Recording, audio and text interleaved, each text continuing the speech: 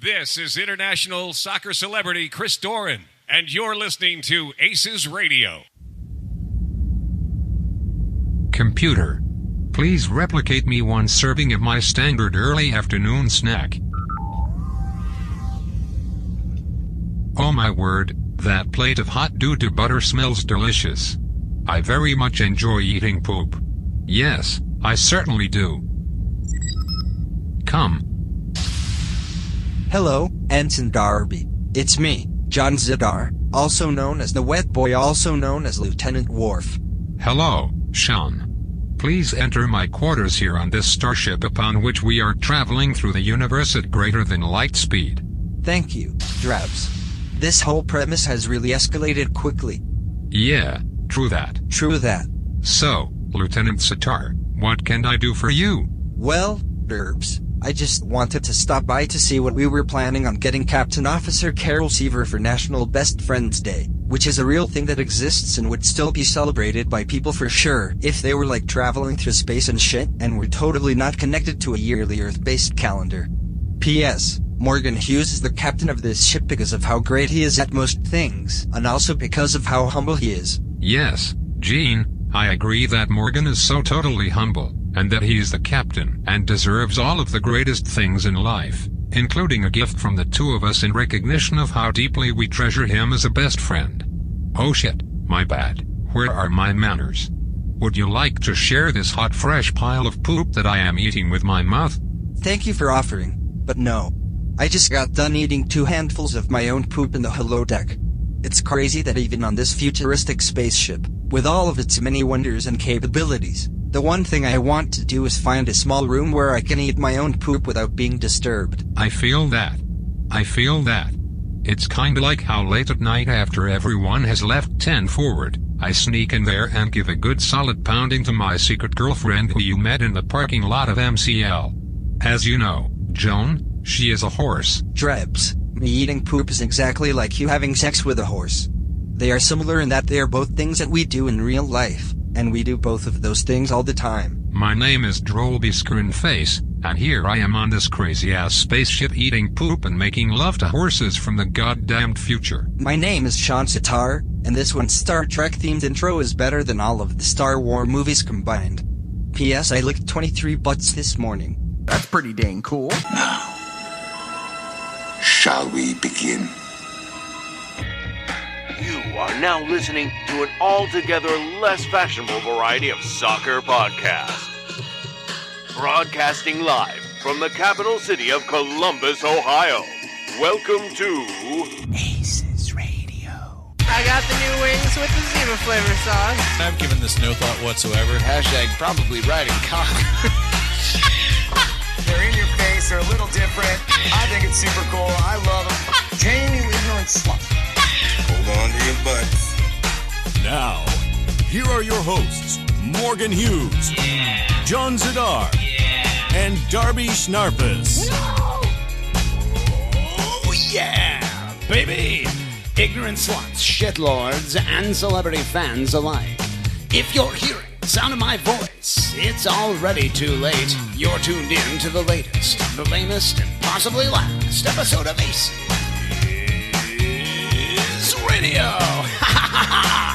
It's Buffalo Bills podcast only.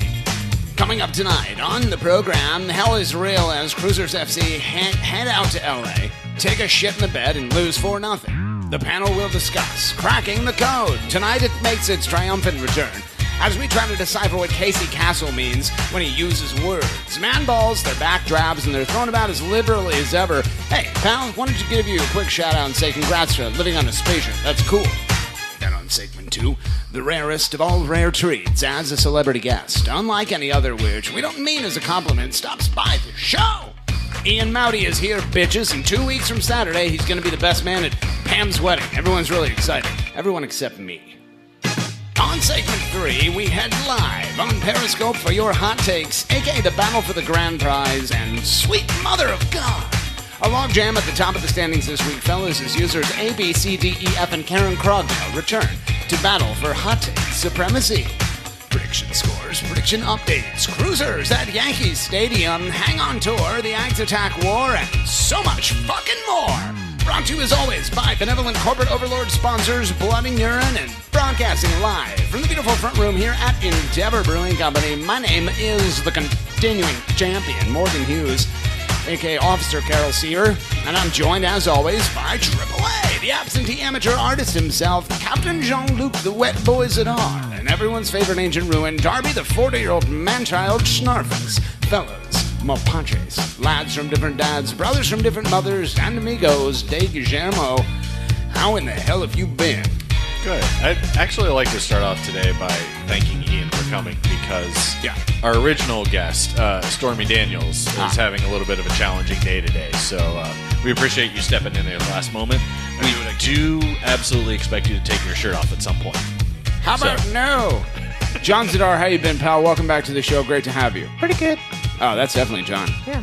Darby, you know the thing I like most about John? What's that? Is that it's him. Oh, it's absolutely him.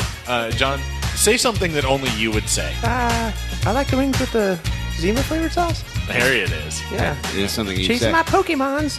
Ladies and gentlemen, welcome to the program for the second week in a row, filling in for the wetness, for the wet boy. Ladies and gentlemen, give it up for none other than celebrity shitlord, Alex Thomas. What up? Alex Thomas has entered the game. Fantastic, Alex. Thanks for stopping by. How you been, pal? So good to be here, Morgan. How you Great doing? to have you. Quit talking over the drops, Jesus. There's only one drop you can't Or talk conversely, over. why don't you quit playing drops over Alex talking? Thank you, Darby. Yeah. First of all, don't be on his team for this episode. The whole thing about you last week that I loved so much was that you were on my side. That you were pandering shamelessly. Don't fuck it up. Welcome back, ladies and gentlemen. If you're hearing the sound of my voice, my name is continuing champion, still, Carol Seaver. Tune in to segment 3 to find out why I'm closer than ever, regaining my throne. We are brought to you by Blood and Urine. Blood came in, Alex, with that check last week. That's why we have so many beers on this table. We can finally afford to drink again. Nice. It's pretty great. We're having a great time. A few pieces of housekeeping, lads, before we get into the meat and potatoes of ACES Radio. First and foremost, if you're a big fan of the sound of this guy's voice right here, first of all, you have great taste. I'm very humble, but I'm not too shy to say that one of the top lads in the game. Hashtag bless. CD 101 tomorrow morning at 7:35. CD 1025. Guys. Yes. God fucking damn it. And you practiced all day, didn't you? I said you it made a note in the leadership today. channel. I was like, note to self, do not say CD 101. Yeah. It is not 1997 anymore. Is Andy Man interviewing you? Well, you know what? We'll edit that out in 3, 2, 1. This is international soccer celebrity Chris happens all the Doran, time. and you're listening to ACES Radio. That's fucking tastic. Welcome back, ladies and gentlemen. Tune in to CD 1025 tomorrow morning at 7:35. We will not talk about long-deceased former radio hosts. We're going to be talking Save the Crew. We're going to give an update on Save the Crew season ticket pledge 2019. Alex is what we call it. It's a hashtag that I invented.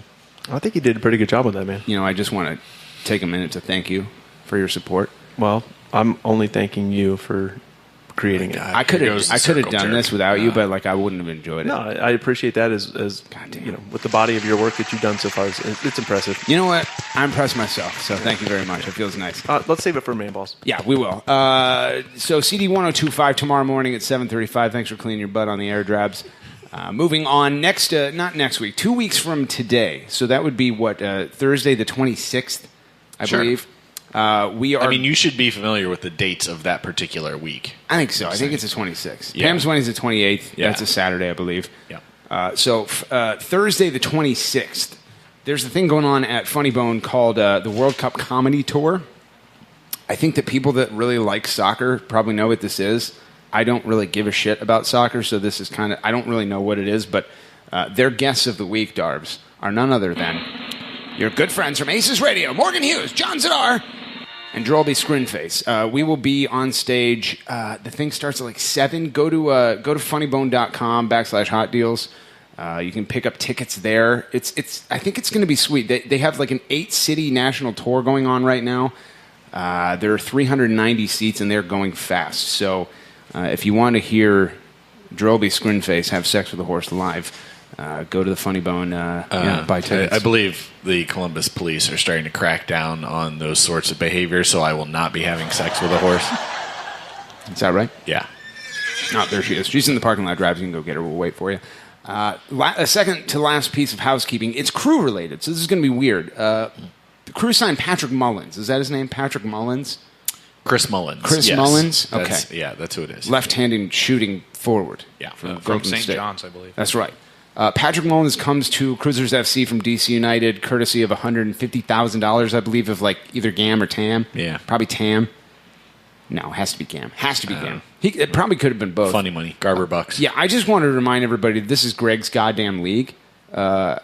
And I thought this was interesting. Like, how long after Wayne Rooney got to DC United was Greg like calling Van Olsen, going like, "You have an extra forward, right? He's not going to get on the field much. Yeah, you like offload that salary. Greg, I'm going to miss Greg fucking Berhalter when he leaves, when he goes to a bigger, brighter light. It's not that there are those, Alex, in soccer, because Columbus is pretty fucking much, great. Yeah, it's the top of the heap. Your thoughts on him punking out the league? Getting this guy who, honestly, has been playing under some shitty fucking coaches in Ben Olsen, Jay Heaps.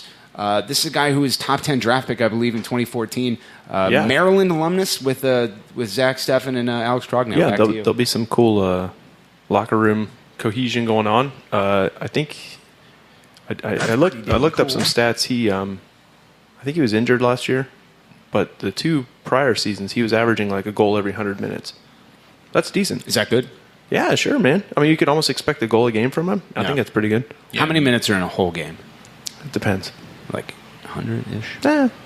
93 on average, maybe. Ian Maute. First of all, ladies and gentlemen, welcome to the program, Ian Maute.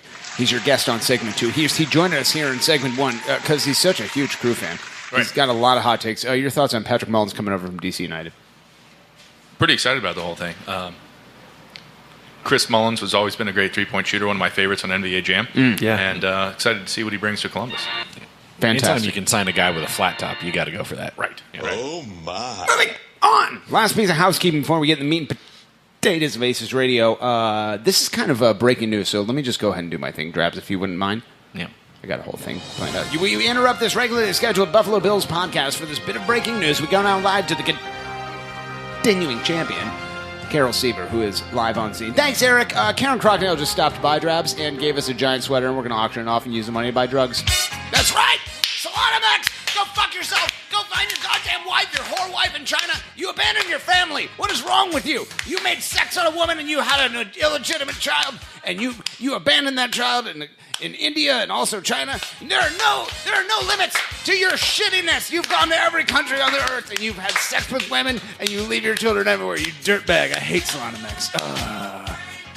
On the seating chart for the Pam's wedding, Salonimax's table sitting next to him, Salonimax's wife. I don't know her name. I don't know what it is. Mrs. MX. Mrs. MX. You are really in for it. Your husband is a dirty man. He's got dirty penis disease. His penis has been all around the country. He gets to a place and he's like, oh, here's the train station at City A. Better take my dick out. And then he just goes, hold on a second. And then he just goes around and he just puts it on people and everyone's pregnant. And everyone's like, wait, you'll you know stay how this sex time, works, right? Morgan? I don't. It's like a train station workout. So is Pam... Is the friend table still called like shit ass? Table shit ass. Table shit ass. That's right. All right, just checking. Pam's friends. I don't like them. They're nerds. Pam's a nerd. Well, therefore, like table shit friends ass. is a bunch of shit ass nerds. You're just gonna put a bunch of like board games on there. Dude, and have them just. I went to her. I went to her like work party, like Christmas party one time, and I got there and it's just like house nerds, and I'm like, I'm never going to anything with you ever again. Bunch of fucking nerds. I was like, hey, where are the drinks? And they're like, oh God, we keep the wine in the basement. Those were nerds. Nice, I like that. Late breaking news, lads. We have an auction. I don't know how we're going to do this, but I saw on Twitter today, I think you guys probably saw this tweet, Karen Crognell, the producer of ACES Radio, mother of distant aunt to Gangster Crew, baby. Did she PM you? She PM'd me a few things, Alex. Tune in segment 3 to find out. We have the aforementioned drug rug of greatness that we were talking about on Twitter today. It's size double extra large. Right. So basically you could use it as a tent if you wanted. Yeah. Or I guess like a... But like it's super high quality. Yeah, I got Alex instantly went for it. He's like, I just resonate with this piece of clothing and I don't know why. For those of you that can't see this. Go ahead and describe There's it probably first, like please. 5 of you that can't. This is pretty nice, man. Super Is heavy that duty Polo zipper. brand? Yeah, Polo brand. Ralph Lauren. Oh, you want to do your thing? Go ahead. Yeah. It's nice, man. We got 2 gigantic pockets, zip-up pockets. He's checking in both. it for weed right now. You're fucking There's terrible no weed at this. in There it. are 2 There's no weed. pockets? Okay, so it's like a coat or Well, no, pants? it's not like one singular like the. Oh, so it's an article of clothing? It's a pullover. It's a pullover. Yeah, correct. It's got a like waistline cinch on it, made of metal, not plastic. That's good. This thing's slick, man. What colors we got going on there? We got some. Looks like I don't know what you'd call this, like a Breckenridge. Blue? You would call it blue. I call it blue and red. It's not like quite a Southwest pattern. What it's the fuck definitely got is some that? like Native American pattern. Yeah, dude. Where's it made? That's got to be American made. Here we go. Oh, you want to do your thing? All right, so it's 100% polyester woven collar. Oh, it's a placket. Yes. Yeah, breaking news placket. 100% What does that mean? nylon. What does that word mean? Like a pullover jacket. Yeah. That's pretty dang Placket, cool. son. Well, so I don't know how we're going to do this, but I don't think we should do it tonight because we're not set up for this. Oh, wait, guys. Wait, you mean you can't do it live? What? Is there Fucking hidden hood in Is there a hood in there? Yeah, dude. Oh, shit. This has probably never been out of the package. First of all, I know that Alex Crogno listens to the show. He's a big fan. Oh, snap. Just want to say blessed. How did you give this up? There's a goddamn hidden hood? Are you serious? Yeah, it's got Solana next, get your shit together. Find your children. You have hundreds of babies, and you take your dick out at train stations. Put that dick back in. Wow. If I said it to Beanie Wells once, I've said it 1,000 times. Put your dick back in. For those of you wearing this thing And at put the it back train in. station, Stop taking it out. you got a hood to protect you from the semen flying around, so this is pretty sweet. Get down. Bid on this. Yeah, original retail price, $5,000. So that's where the bidding is. Is that gonna right? start, yeah. Man. Oh my. Moving the fuck on. Oh yeah, to finish that out, we'll bid. We'll set up a bidding thing. I know Andy Stanky really likes it. You know, he's like, I will pay as much money as it takes. He sent me a direct message. It was called a text message. He said he's going to get it. Stay tuned because we're saving money. We're raising money to end childhood sobriety. You know, I've been DMing with Andy a little bit too. Let me show you. Let me pull this up. I want you to read what the title of this group DM on Twitter is. It's so far away, Drabs. I can't read that. Alex, can you read it? Yeah, I can. Let me help you out. I'm having some hard time. time for that. Oh my God. Ain't nobody got time for that. But best friends road trip? Yeah. Wow. Seems like only people that would be like really good friends, maybe best friends, would be invited to that road trip. Exactly. That's interesting, Dark. Yeah. Moving the fuck on. I'm not liking what you're doing today, Alex. Crewzers FC taking on the Galaxy of the greater Los Angeles area this past weekend, lads. Your formation, the familiar 4-2-3-1 with your starters Zach Steffen back in net, Awful Williams, Abu Bakar, and Jimenez across the back, as is tradition. Ricardo Clark and Trapp in the middle, Sanch, Eduardo Sosa, and Luis Argudo. That's Spanish for Luis Argudo. On the wings and attacking mid, Jossie Zardes, your boy, up top. Your substitutions are as follows. Nico Hansen, so hot right now, came on for Sanch at halftime. Maybe Greg is tiring of Sanch. Tune in and find out. Mike Grella, what a cool fella, coming on for Luis Argudo. I'm Peruvian. I'm Luis Argudo. It's Spanish for Luis Argudo. In the 59th, then Higuain, who was resting, came on for Ricardo Clark, the old man, the corpse, in the 62nd. A lot of substitutions, and I don't understand. Tune in to the meat and potatoes to find out why. Cards, Josh Williams picked up a yellow for the Crewzers FC in the 61st. Your goals, there are a bunch of them, and they're all for L.A. Ola Kamara, former Crewzers FC legend, scores for Los Angeles Galaxy in the 42nd, gets them off the schneid.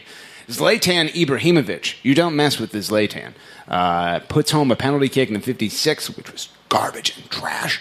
Romain Alessandrini, I'm assuming that's somebody from an Italian league that Alex Stanek would enjoy. He has a brace, first goal in the 67th, and then one for the icing on the cake, as they say in the industry, Darbs, in the 3rd minute of stoppage time. Final score 4-0. 2 quick points. Zlatan is older than me. Are you fucking serious? Like, that guy is older than me. And he's scoring basically a goal a game. Jesus Christ. Also a reminder that Herbalife is a pyramid scheme that ruins people's lives.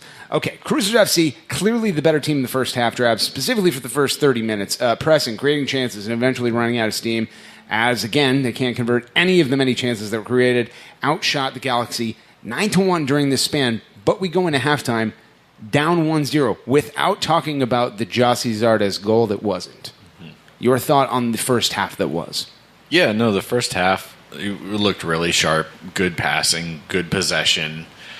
And yeah, a lot of shots, but of those 9, I think there were 10 shots at halftime. Only 1 was on goal. Yeah. And that continues to be a problem. I mean, it doesn't matter how many shots you take if you can't get any of them on frame, because they will not go in if they are not aimed at the goal.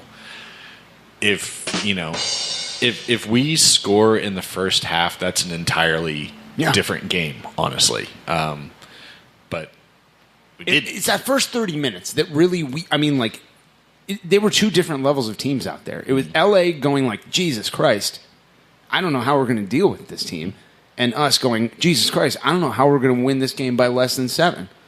And yet the tide's turned. I mean, like, God damn it. It's, especially in a year like this where we have such a craptastic schedule. Where we have, 6 games left at home? Mm-hmm. And we're halfway through the fucking schedule? Like, we got to pick up points when we can pick up points.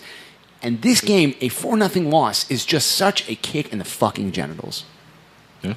Yeah, it's, basically that first goal that Ola had, there were defensive lapses, which happened. But Pedro did not get back and mark his man. I feel like Josh Williams might have quit on defense a little early. If he takes one more step, he probably gets in front of that cross, and we're not having this conversation. But it was just, it was a well-placed ball. They did what they needed to do, and they converted. Well, Ian Maute, first of all, welcome back to the program. Yeah, thank you. Soccer aficionado extraordinaire. Great to have you. What a treat. What a fucking treat you are. I'm not going to ask you a very specific soccer question. I'm going to ask you like a general sports question. Sure. When you come out of the gates super hot, and you really put that pedal to the metal, and you're grinding, you're going, you're like, we got to get this fucking shit going, man, and nothing happens. You open yourself up to the possibility of just being tired and being lazy piles of trash on defense. Sanch showed it. Josh Williams showed it. I'm trying to think of like a Buckeye would be in this category. Matt Terwilliger. Oh, yeah. The Turd Wiggler. Yes. Yeah. Your thoughts on the Turd Wiggler, my friend? Well, he's probably top 3 greatest Buckeyes ever. Real good name, but he was known to go out there too fast. Yeah. And he'd get exhausted. And he'd blow his load. That's what they say. And who's that guy that who just graduated like within the last 5 years that had all of the talent in the world? Was like 7'5" and was the biggest pussy on planet Earth. Amir Williams. Amir Williams. That's exactly who it is. Yeah. That has nothing to do with the Crew. I hate. Well, that's Amir all right. Williams. That's all right. Those are my kind of questions. Yeah. You know who got arrested for DUI? Who? Matt Sylvester. Yes, he did. I miss Ken Johnson. Yeah. Ken Johnson. What a shitty year of Big Ten basketball, and Ken Johnson is a player of the year. Fuck that, dude. He had like 113 blocks. That's great. The fuck the dude was doesn't get you beast. player of the year in Fuck your that fucking shit. career. Dude, he was sweet. The Big Ten was trash. And you can appreciate this. He played classical piano like a fucking beast. Yeah, he was great. He was no that's Brandon not a Booth Cheatham, phrase. but who was? Who You was? can't play classical piano like a fucking beast. That's Darby, not how it you works. might not understand. Morgan's more of a basketball guy. He gets First of all, Alex, thanks for being here. I recognize I do. your- I appreciate your. Last week, Alex just showed up again. I salute your ambition, man.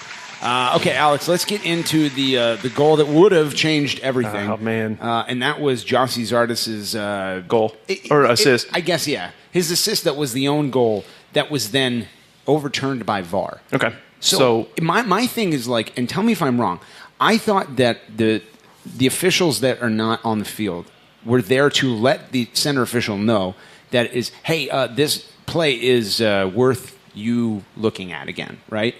Or take a pause that's worth us being the VAR people looking at it again. Maybe not necessarily him, or they could call him to the video review apparatus. I didn't know that they could just review television. it. Yeah.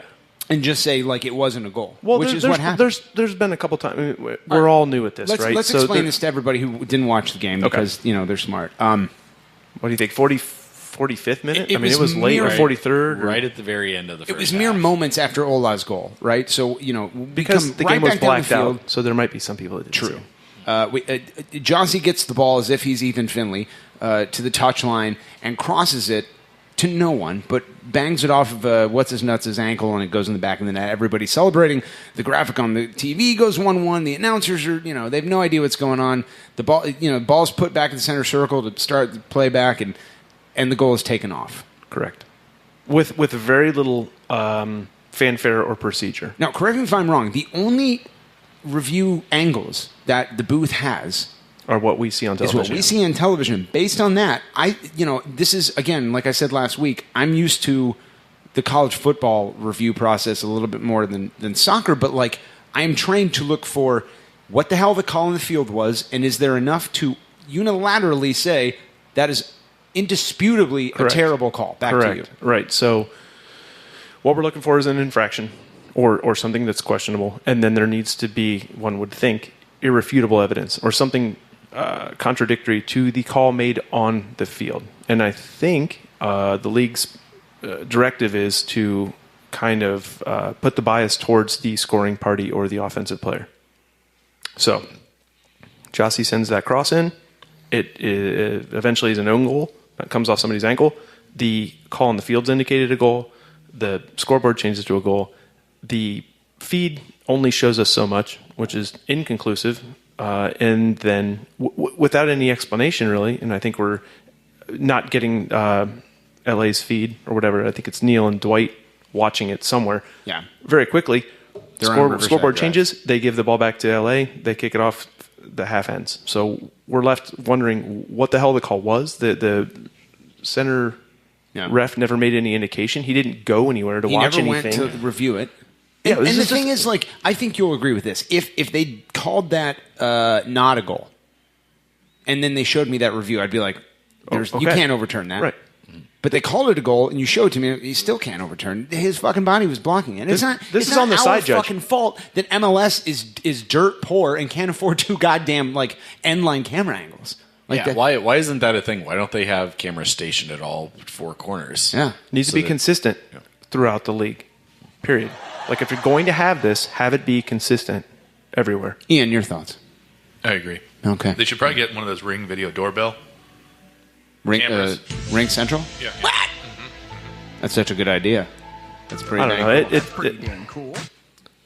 Anyway, to that goal, that's bullshit. Yeah, I guess I don't know how the hell we could even talk about it. You know, of course we're compromised parties. Like we're going to err on the side of A, the crew, and B, the fucking facts. And but you mentioned, I think you mentioned at the time, or maybe the next day, like in real time, it looked like Jossie went out, like intuitively. Yeah, I thought he was out of bounds. If you'd have said that I thought the ball was at the time, and if you'd have just whistled to play dead, I probably wouldn't have argued with it. But given that you didn't call it out, that you called the goal, there was not anything in that review that could concretely say he absolutely went out of bounds. Exactly. Yeah.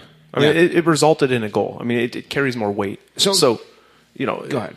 How about that deal? 2016, we've been at the other end of things when the ball did go out of bounds and no call. And now here it's potentially inbounds still at the end of that call. The team's got to walk into the locker room at halftime feeling a little frustrated by that, but they had the better end of the first half of that game. I mean, they were attacking and attacking. I'm thinking this is going to be fantastic, and that just let the air out of the balloon. Yeah. Eduardo Sousa was shooting at everything as if he was in my sister's bedroom. He was just like, let me skeet, motherfucker. I'll here, there. Man, that guy will shoot at any point, any time. Let's stick on the VAR subject. The second goal, Zlatan Ibrahimovic. And Darby, I don't need to remind you, you don't mess with the Zlatan. That's what I hear. He's a hairdresser, and he's a kicker from Michigan. So you don't mess with the Zlatan, and yet Lalas Abubakar agrees with you. And he doesn't mess with him. In fact, he does nothing to him. And Zlatan falls down on his ass because he's older than me, and that's saying something. The referee makes his second, tragic call for Columbus of the night, calls a penalty kick, and the fucker buries it, even though Zach guesses right and almost gets a fingertip to it. Your thought on that not being reviewed, but the first goal being reviewed? Yeah, it's so both of these, incidentally, MLS does their weekly instant replay feature where they do all the questionable calls. In both of these cases, the analyst said these were the wrong calls. What's that guy's name? It's Bobby Warshaw and Andrew Weeby. No, who's the guy that does... No, it's a replay. No, he doesn't do it anymore. Suck my dick. No, they fired his ass. Really? He doesn't even work for the league anymore? I don't know if he works for the league, but he doesn't do the instant replay. He's great. They have like rational analysis rather than screaming. Oh, I don't like that. But yeah, it's you watch that play. Like, first of all, they made light contact, which, by the way, Lawless got the ball. Yeah. The ball went off of his chest. He played the ball, and then Zlatan fell down. It's fucking garbage. And I guess to his credit, he's a good player. He knew that was a moment to fall down. And if you're an internationally known player and you've got some ref who barely is growing facial hair at this point, that's the time to do it, because the noob is always going to defer to the international superstar. Yeah. And that's exactly what happened. So is that not a reviewable play? Everything's reviewable. Everything's reviewable, especially those scenarios, especially penalty, absolutely inside the box. So that one didn't get reviewed. And what was the call? Was the call for a handball, or was the call for denying Zlatan the ability to continue his play? As I remember, it was body contact foul. Yeah, okay, so and no card was given. No, correct. Okay, so it wasn't it was denial of a goal scoring opportunity. Yeah, it was just your basic, just a foul in the box. Aggressive foul in the box. But I to don't know how Darb's he comes point, back from it. Abubakar got the ball. Mm-hmm. Okay, and you know, not to harp on it, but in the first half when Zlatan, you know, just straight up body checked, like hockey checked Abubakar, no big deal. Yeah, no, there was infinitely more contact in that one. Right. As always, I'm not a soccer person. That was my first time watching Zlatan Ibrahimovic in an actual game. I've seen highlight videos on YouTube because the wet boy is like, this guy is the greatest. He's so great. That was John Zadar, FYI. Well done. Nice. Yeah, that sounds exactly like him. I fucking hate him. Fuck him. Yeah. No, fuck he's him. a pile of garbage. Anybody who refers to themselves as a god can fuck right off. But, I mean, I like that, though. I like it when people... Well, you're a terrible person. Yeah, well, I enjoy that. But just, he's not kidding half the time, and that's the shitty part. I don't think we have to cover goals 3 and 4. It was a runaway victory, and that was a lot of counterattacking bullshit. 3, what's his nuts? Fufu, whatever his name is, from Italy. Alessandrini. Alessandrini, that's how you say it. It's not Fufusisi? Fufusisi. Also, I think he's French. Fucisi's. He just clawed the shit out of Abubakar around the neck. Yep. No call there. There's your third goal, and then on a counter, there's 4. Last thing we'll cover in this game, then we can go to our color impressions. Is this a game that you forget quickly, that you don't even watch tape on because you can learn nothing from it? Again, Ian, I'll make this a Buckeye thing. Last year's Iowa game, completely and totally out of fucking nowhere, and you're like, I'm not sure we could watch this tape and gain anything from it. So we'll start with you, Ian. Does the crew watch this tape, or do you just go, guys, sometimes you're the windshield, sometimes you're the bug. Sometimes you're a Louisville slugger, sometimes you're a fool in love. That's a Bonnie Raitt song. Back to you. Love Bonnie Raitt. Blessed. Yeah, no, it's total aberration. What do you learn from this? It's a waste of time. You can spend your time doing more productive stuff. Watch the game prior. Who cares? Yeah. Who cares? Right, cocaine. Yeah, right. Darvish Nerfus. Yeah, this isn't a 4-0 game, obviously, without those 2 calls. If it goes the right direction, this should end in a tie. But once the team went down 2 and couldn't catch a break and couldn't catch an officiating break, those last 2 goals, they're not worth talking about because we were being aggressive, we were trying to get one back, and it's just shit happens. That's right. Move on. Alex Thomas. I say fuck it both ways. I mean, throw the fucking thing in the bin because it's a bunch of bullshit, and you could get conspiracy theory and say we're just getting fucking steamrolled by the league. Yeah. But then there's 90 minutes of Sosa having a little bit of magic out there and Ricardo Clark busting ass, and props to Abubakar for manning up and being the physical force he needed to be playing against Zlatan. So the cards were stacked against us. The fucking second trip to the West Coast in 3 weeks because fucking Don Garber. The guys, they can 2 trips out west. 6 goals against? We got fucking smoked. But there's a couple things you can take away from it. But I don't know, man. I do think so. One thing Lawless should take away from this: don't let the opponent get into your fucking head. Yeah, no shit. Stefan had to grab him twice and tell him chill out. Inside his head eventually, and that was what he was going for. He set him up all game with the aggressive play and the bullshit. I mean, that's just an experience thing. But I like to see those guys communicating. Stefan grabbing him and looking him in the eye and saying, "Dude, chill the fuck out. It's good." The wolf crying to the blue corn moon, I think is what who was captain for that game? Probably Will. Well, where's Will? Where's Will when this shit's going down? No, I'm not knocking him. I'm wondering. You see one of your players damn near losing his shit, where he's about to pop off and maybe get a second card or something. Ain't nobody got time for that. Moving the fuck on. We said we were done talking about this game. Yeah, fuck it. How dare you? Darby Schnarfus, 40-year-old man-child. We're going to go around the panel, which is a Latin term for podcast host.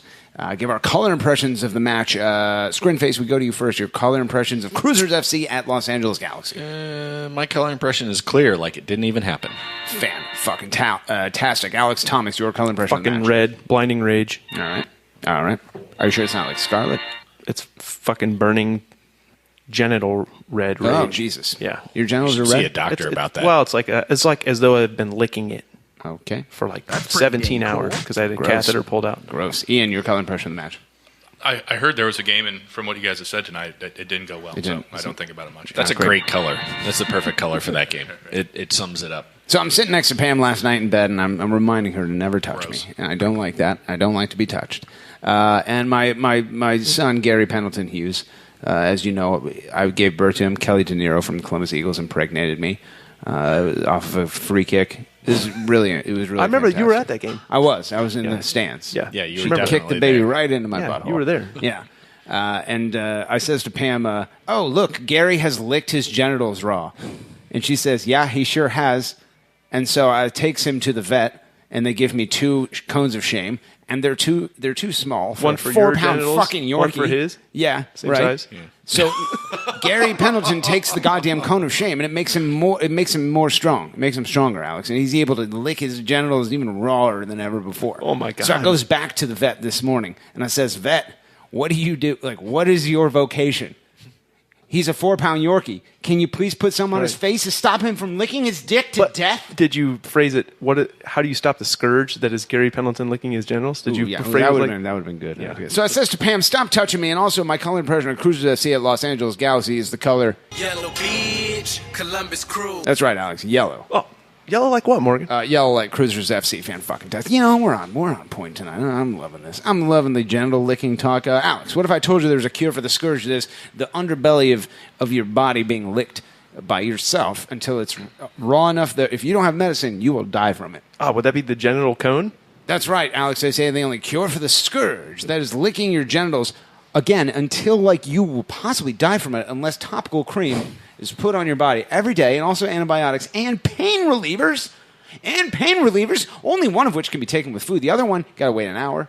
This is like a 2-hour fucking thing, is knowledge. And now, yeah, it's knowledge. An ACES radio exclusive. What does it all mean, Panther? Cracking the code. They say it. Everything we do is for the city. What? We explain it. Who we are is for the city. I understand you. You reap the benefits. What? They speak English and what? What? English, motherfucker! Do you speak it? Yeah! And it's all for Columbus. For Columbus, indeed. Welcome back, ladies and gentlemen, boys and girls alike, to another edition of Greg's Explanations. Reminder that episode 14 of The Ralph Trudell Show is live on iTunes and everywhere where podcasts are available. I think no one fucking knows. No one cares. Don't download podcasts for Columbus. That's a bad idea. That's a real bad idea. Otherwise known as The Glenn Tennis Show. Hi, I'm Glenn Tennis. I'm the only one worth listening to. Back to Todd, who's going to cough into the microphone until 45 minutes has elapsed. I'm really great. I love my friends. This week's Cracking the Code clips comes to us from none other than celebrity fan Casey Castle from the Failing Mini Tailgate. Drabs, you know him. Oh, yeah. We've seen him. Yeah, definitely. You've met him. Yeah. We've he interacted. Exists in real life. Yeah. It seems that our era of crew games being blacked out, Drabs, might not be over. Mm-hmm. Casey Castle takes to Twitter on Saturday night and says the following, my friend. And luckily, I had my pocket recorder tied to my thighs. Oh, I'm glad you remembered the setup for this. I smashed my thighs into his face, and I said, the thing that you just tweeted, please say it into the microphone. And he said, Morgan, you smell great. You are great with my kids. And I will say it. My Singular. kid. I only have one of them, he said, but I'm thinking of having two more. Her. And then the following is saying 3, 2, 1. Hey, Crew FC fans. Just spoke with ESPN fan support, who were not helpful at all. Apparently the team is responsible for the games being blacked out on ESPN+. Why were we not notified of this change to the blackout policy at Columbus Crew FC? Hashtag YOLO swag 24/7 blaze. Let me smash. Oh, I don't know what hashtag YOLO swag 24/7 blaze it means, Alex, but I don't know. Casey Castle seems to love it. So, you know, background information for those of you who are unaware, MLS Live has gone bye-bye. It's gone bye-bye. Not in the beginning of the season, no. It's Major League Soccer, so we're going to go ahead and wait until the season is like 47% complete. And then we're going to stop the thing that all of you have paid for. Will we refund you? Is our answer to that just the sound? Now ESPN Plus owns the right to live Major League Soccer games. It's a more professional platform. And MLS is getting paid. There's some revenue coming in, I'm assuming, that didn't come in before. So, hooray! Our league is more financially stable. But, Alex, now the background is that when Anthony Precourt bought the team, he signed a television deal that blacked out his home market. And you couldn't watch the fucking game unless you were, A, at the stadium, and spoiler alert, we play only half of our games in Columbus, or B, you had Time Warner Cable.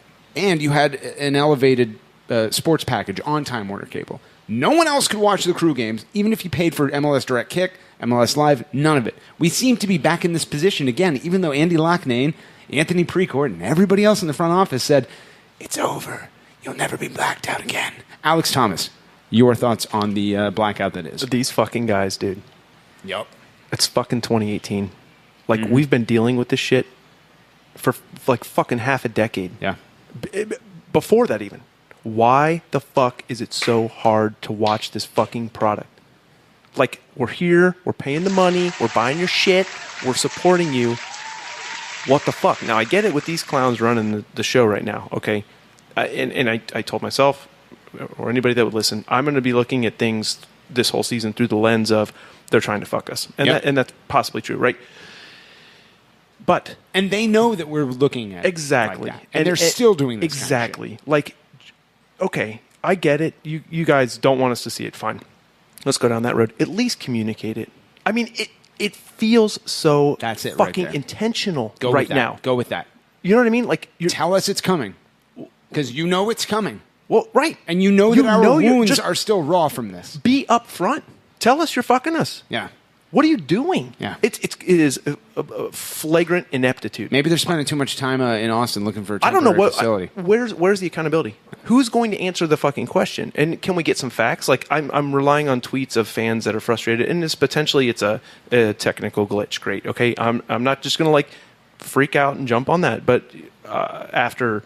Well, this is now repeated occasions. Right. So it's proven itself to be somebody at some point made the decision not to start showing this to people, and why. Now, all the bullshit of this thing's been poorly marketed is out in the open, and we cannot use that as an excuse anymore to say, oh, Columbus doesn't support this team. It's being smothered with a fucking pillow. Now, that combined, during the game, I see this shit at like in the 50th minute while we just got jobbed by the fucking refs and Don Garber. Yeah. And they're fucking choking us out with a pillow. Mm-hmm. Dude, I was like, I don't know. I was like livid. This is such bullshit. Yeah, and really who they're punishing with this is the exact market they should be trying to pander to, because everybody in Columbus can see the games over broadcast television still, to my understanding. Like, you can watch it on the CW or whatever channel is showing it that week, and if you've got Spectrum, great. The people that they're punishing... Coming up after a rerun of Smallville. Right. The people they're punishing are the ones who are outside of Columbus but still in Ohio. The people who their antenna isn't picking up Columbus stations. Maybe they're a cord cutter, or they're just frankly outside the broadcast area. Our friends in northeastern Ohio who live a couple hours out, and they'd love to watch a fucking game, but it's not on their local network, and since they get blocked out by the fucking ESPN Plus, you basically locked in saying only people who are in Columbus are allowed to watch this game, and the rest of the state can go fuck itself. I don't understand. Like, the internet's everywhere. I know, but what's the problem? Why would you black it out? Need to start using VPNs or something to like beat the location. But what's the point? Something. Like, what's the end game with blacking it out? Why? So here's my thing, and you know, we're running along on a segment. We got to finish this up real quick. But I'll say this. It is worth repeating what you just said, Alex. And I tweeted it through my drunken stupor on Saturday night. I says to Twitter, hello. You're still my number one. You're my number one. I got rid of Facebook, but I'm keeping you. Yeah. And it said, thanks for having me, Morgan. Yeah. I said, they're probably happy to have you, man. It came pre-installed. Thanks. I feel great. No. So, like, the Columbus Crew, anytime anything is done this year, like the the goals being taken away from the child soccer field, and they're like, but there were balls being kicked into the VIP tent. Oh, my pearls. I cannot clutch them hard enough. It's like, first of all, that goddamn stadium, the fucking stadium has been open for 19 years. 19 years, and now all of a sudden, like, the kids in Columbus have too strong of legs. Oh, the people in the VIP tents. You've shit on your customers enough where there aren't VIPs left, so suck my dick on that end. And second of all, like, you have to operate from a philosophy of everything we do is going to be hyper-analyzed and picked apart down to the bone. So we better go out of our way to not fuck this up, because not only are we fucking over the original fan base in Major League Soccer and the people who have made our business relevant for 24 fucking years, you know what else we're doing? We're looking inept in front of the people that we're asking for free public land from down in Austin, Texas. Now, I know there's 8 fuckboys down there that aren't going to care. You can poison customers in Columbus, and they'll be like, they probably asked for it one way or another. I mean, like, they didn't sell out their stadium. They deserve to eat rat shit in their hot dogs.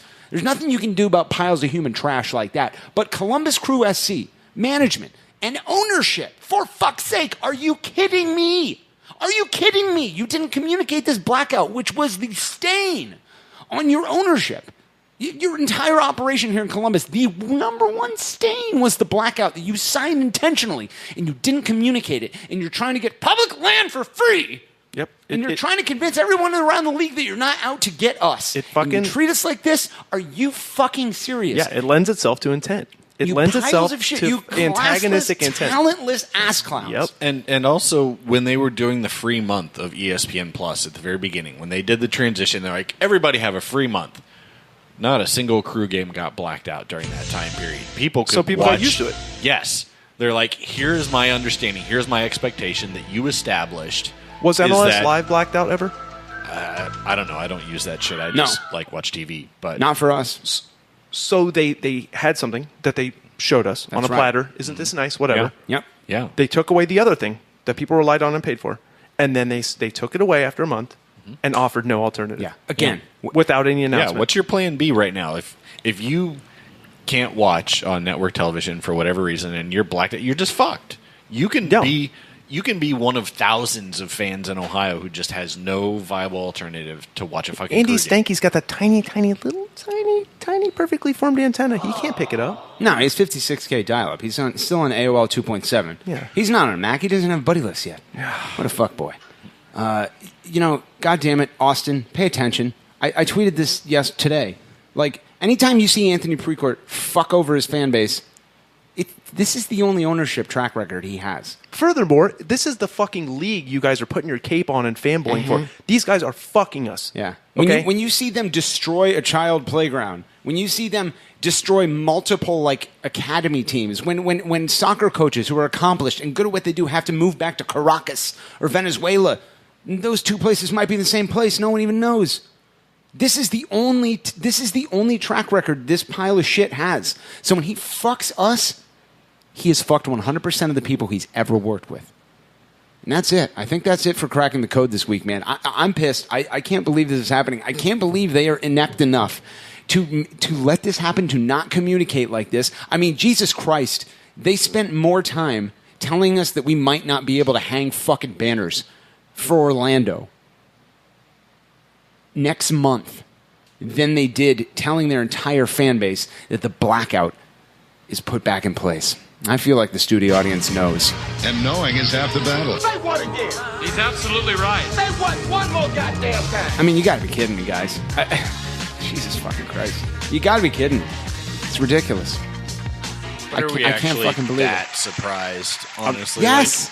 Like, if you gave 10 possible scenarios of ways that Columbus could get fucked over this year, wouldn't reinstating the blackout crack that top 10 list? Where you'd be like, I could see them doing that. For some reason, I thought that we were going to go through a year without being fucked because they knew that people would be paying close ass attention. They knew the Keith Nosses of the world existed. You know, they knew the Drolby Scrin faces of the world existed. Do we have outrage overload at this point? Is this like being in Trump's America, where it's apparently like I don't. I'm outraged about a new thing today, and I've already forgotten what I was mad about yesterday when they fucked me over that time. It's easy for me to get pissed off about Trump because it keeps happening. Like Anthony Precourt is losing. We're saving the team, and his whole existence is just a goddamn shame. He's a talentless, soft-handed, spotty-lipped man baby that can't dress himself, who's never had a job. Well, your hands are soft because you've never fucking used them. Where's the local accountability? Who in that front office at this point, because it's been months, is going to answer?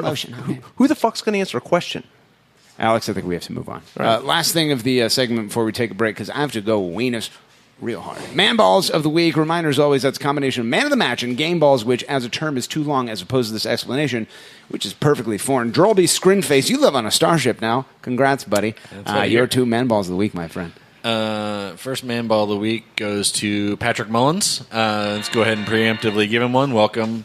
We hope that you score all the goals. Yeah, you and Tim Hardaway are number 1 team in NBA Jam. So we wish you all the best, and we want you to do good things. Second man ball goes to Lalas Abubakar. He had a rough game, but he did stick it out. I love the passion. It didn't turn out well, but he stayed with it, and I think that physical presence definitely helped in the game. Oh, for sure. That game that we lost 4-0. Yeah. This is a great hot take. I have to give out fucking man balls in a 4-0 loss. I'm not saying this isn't challenging. I respect your ambition. Ian Maute, your 2 man balls of the week. I would say one is the fleece pullover drug rug that was brought in. All right, fantastic. Karen Crognell, gotcha. All right, and second one would be Karen Crognell for bringing it in. Double man ball to Karen Crognell. Wow. She officially has 2 more balls than her own husband, Alex. Oh, Corey Crognell, sit by yourself at Pam's wedding, you dirtbag. You dirtbag, you work for Walsky and Bluard. Elk and Elk. Who are the Scott Schiff. Yeah, who are the old man twins? Where one is bald and Elk and Elk. Elk and Elk. Yeah, they're creepy. Yeah, the one guy's like, I totally have hair. My twin brother doesn't. This is a thing that happens with identical twins. It's fine. It's fine. This is normal hair. This is my hair. Alex Thomas, your 2 man balls of the week. All right, first one's going preemptively to the Columbus Nations Cup this weekend coming up. I think that's such a fantastic idea, and you're giving it to the cup, like the trophy. Yeah, Chris, the whole organization. I So just think it's a fantastic idea. Okay. Yeah, I like it a lot. That's pretty badass. I think about revising that statement and then come back to me later. Okay, it's fine. You're fine. That's fine. We'll revisit it later. Okay. All right. And then second man ball might go to Morgan, maybe. Oh my God, Alex! What a great treat Morgan, to have you for here. hosting this and having me here tonight. You started off so well in this episode. I just straight to shit. You know who you remind me of? Who's that? Myself. Morgan, that's probably the nicest thing anybody's ever said to me. Well, it is the highest compliment, they say. I think so. Darby's washing his butt over there. Yeah, I can hear that. God, that thing's loose. I'm going to give myself 3 man balls to give away this week. First one goes to Alex Thomas. What a treat you are. Morgan, thanks, man. You know who you remind me of? Who's that? Myself. Wow. Because of your talent and how great you are and stuff. This is great. I think you just said you have a small penis in the center of your chest. It's acorn shaped. That does come along with it. With the cone. Sorry about your luck. Your dick is smaller than you thought it was. My second man ball goes to Carly Beavis. I'm sure that's not how you pronounce it, but whatever. I like that. She designed the second Respect Your Roots mural. Tifo Sweat has done it again, lads. No one knows who that hashtag is, but YOLO Swag 24/7 blaze it. It's at Land Grant, and it's beautiful. Go check it out. It's in the parking lot. You can't miss it. My third and final man ball of the week goes to Vicious Bike, which is how you pronounce that, Drabs. And Jonathan T-Bone Smith from 97.1 The Fan for helping us paint said mural this past Friday night. Is Tifo Sweat not sending out emails for this? Yeah, it wasn't really Tifo Sweat. Okay. It was just like the Save the Crew channel. Okay. T-Bone was hosting like some like goddamn like USO. I mean, it was like I don't know. Like there was literally a bus that said like USO on it behind us, and they were just playing the sounds of war for like an hour and a half, like people dying in Vietnam. Support the troops. Yeah, it was literally that. And I'm like, if there are troops, if there are like veterans here, do they want to hear this? There's like, get down! The sweeper's coming in 5 minutes! 5 minutes, death will be here! Wow. Carol! Everybody's Carol! named Charlie. Put him down! He'll never make it out. Like, Jesus Christ! Can you imagine going through that and be like, hey, they're putting on a concert for you this weekend and they're going to play the sounds of all of your worst dreams. Yeah, your homie's getting mowed down. Got to give it up to T-Bone for coming by. That nice. That was pretty great. Alex Thomas, you got anything else on No, sir. All right. Fantastic. Get that weenus, son. I gotta get it in me and out of me. I gotta make dump and hot weenus in the toilet. If you enjoyed the shit lordery and the weenus making on segment 1, I've got some great news for you. We're coming back on segment 2. Ian Maute is here.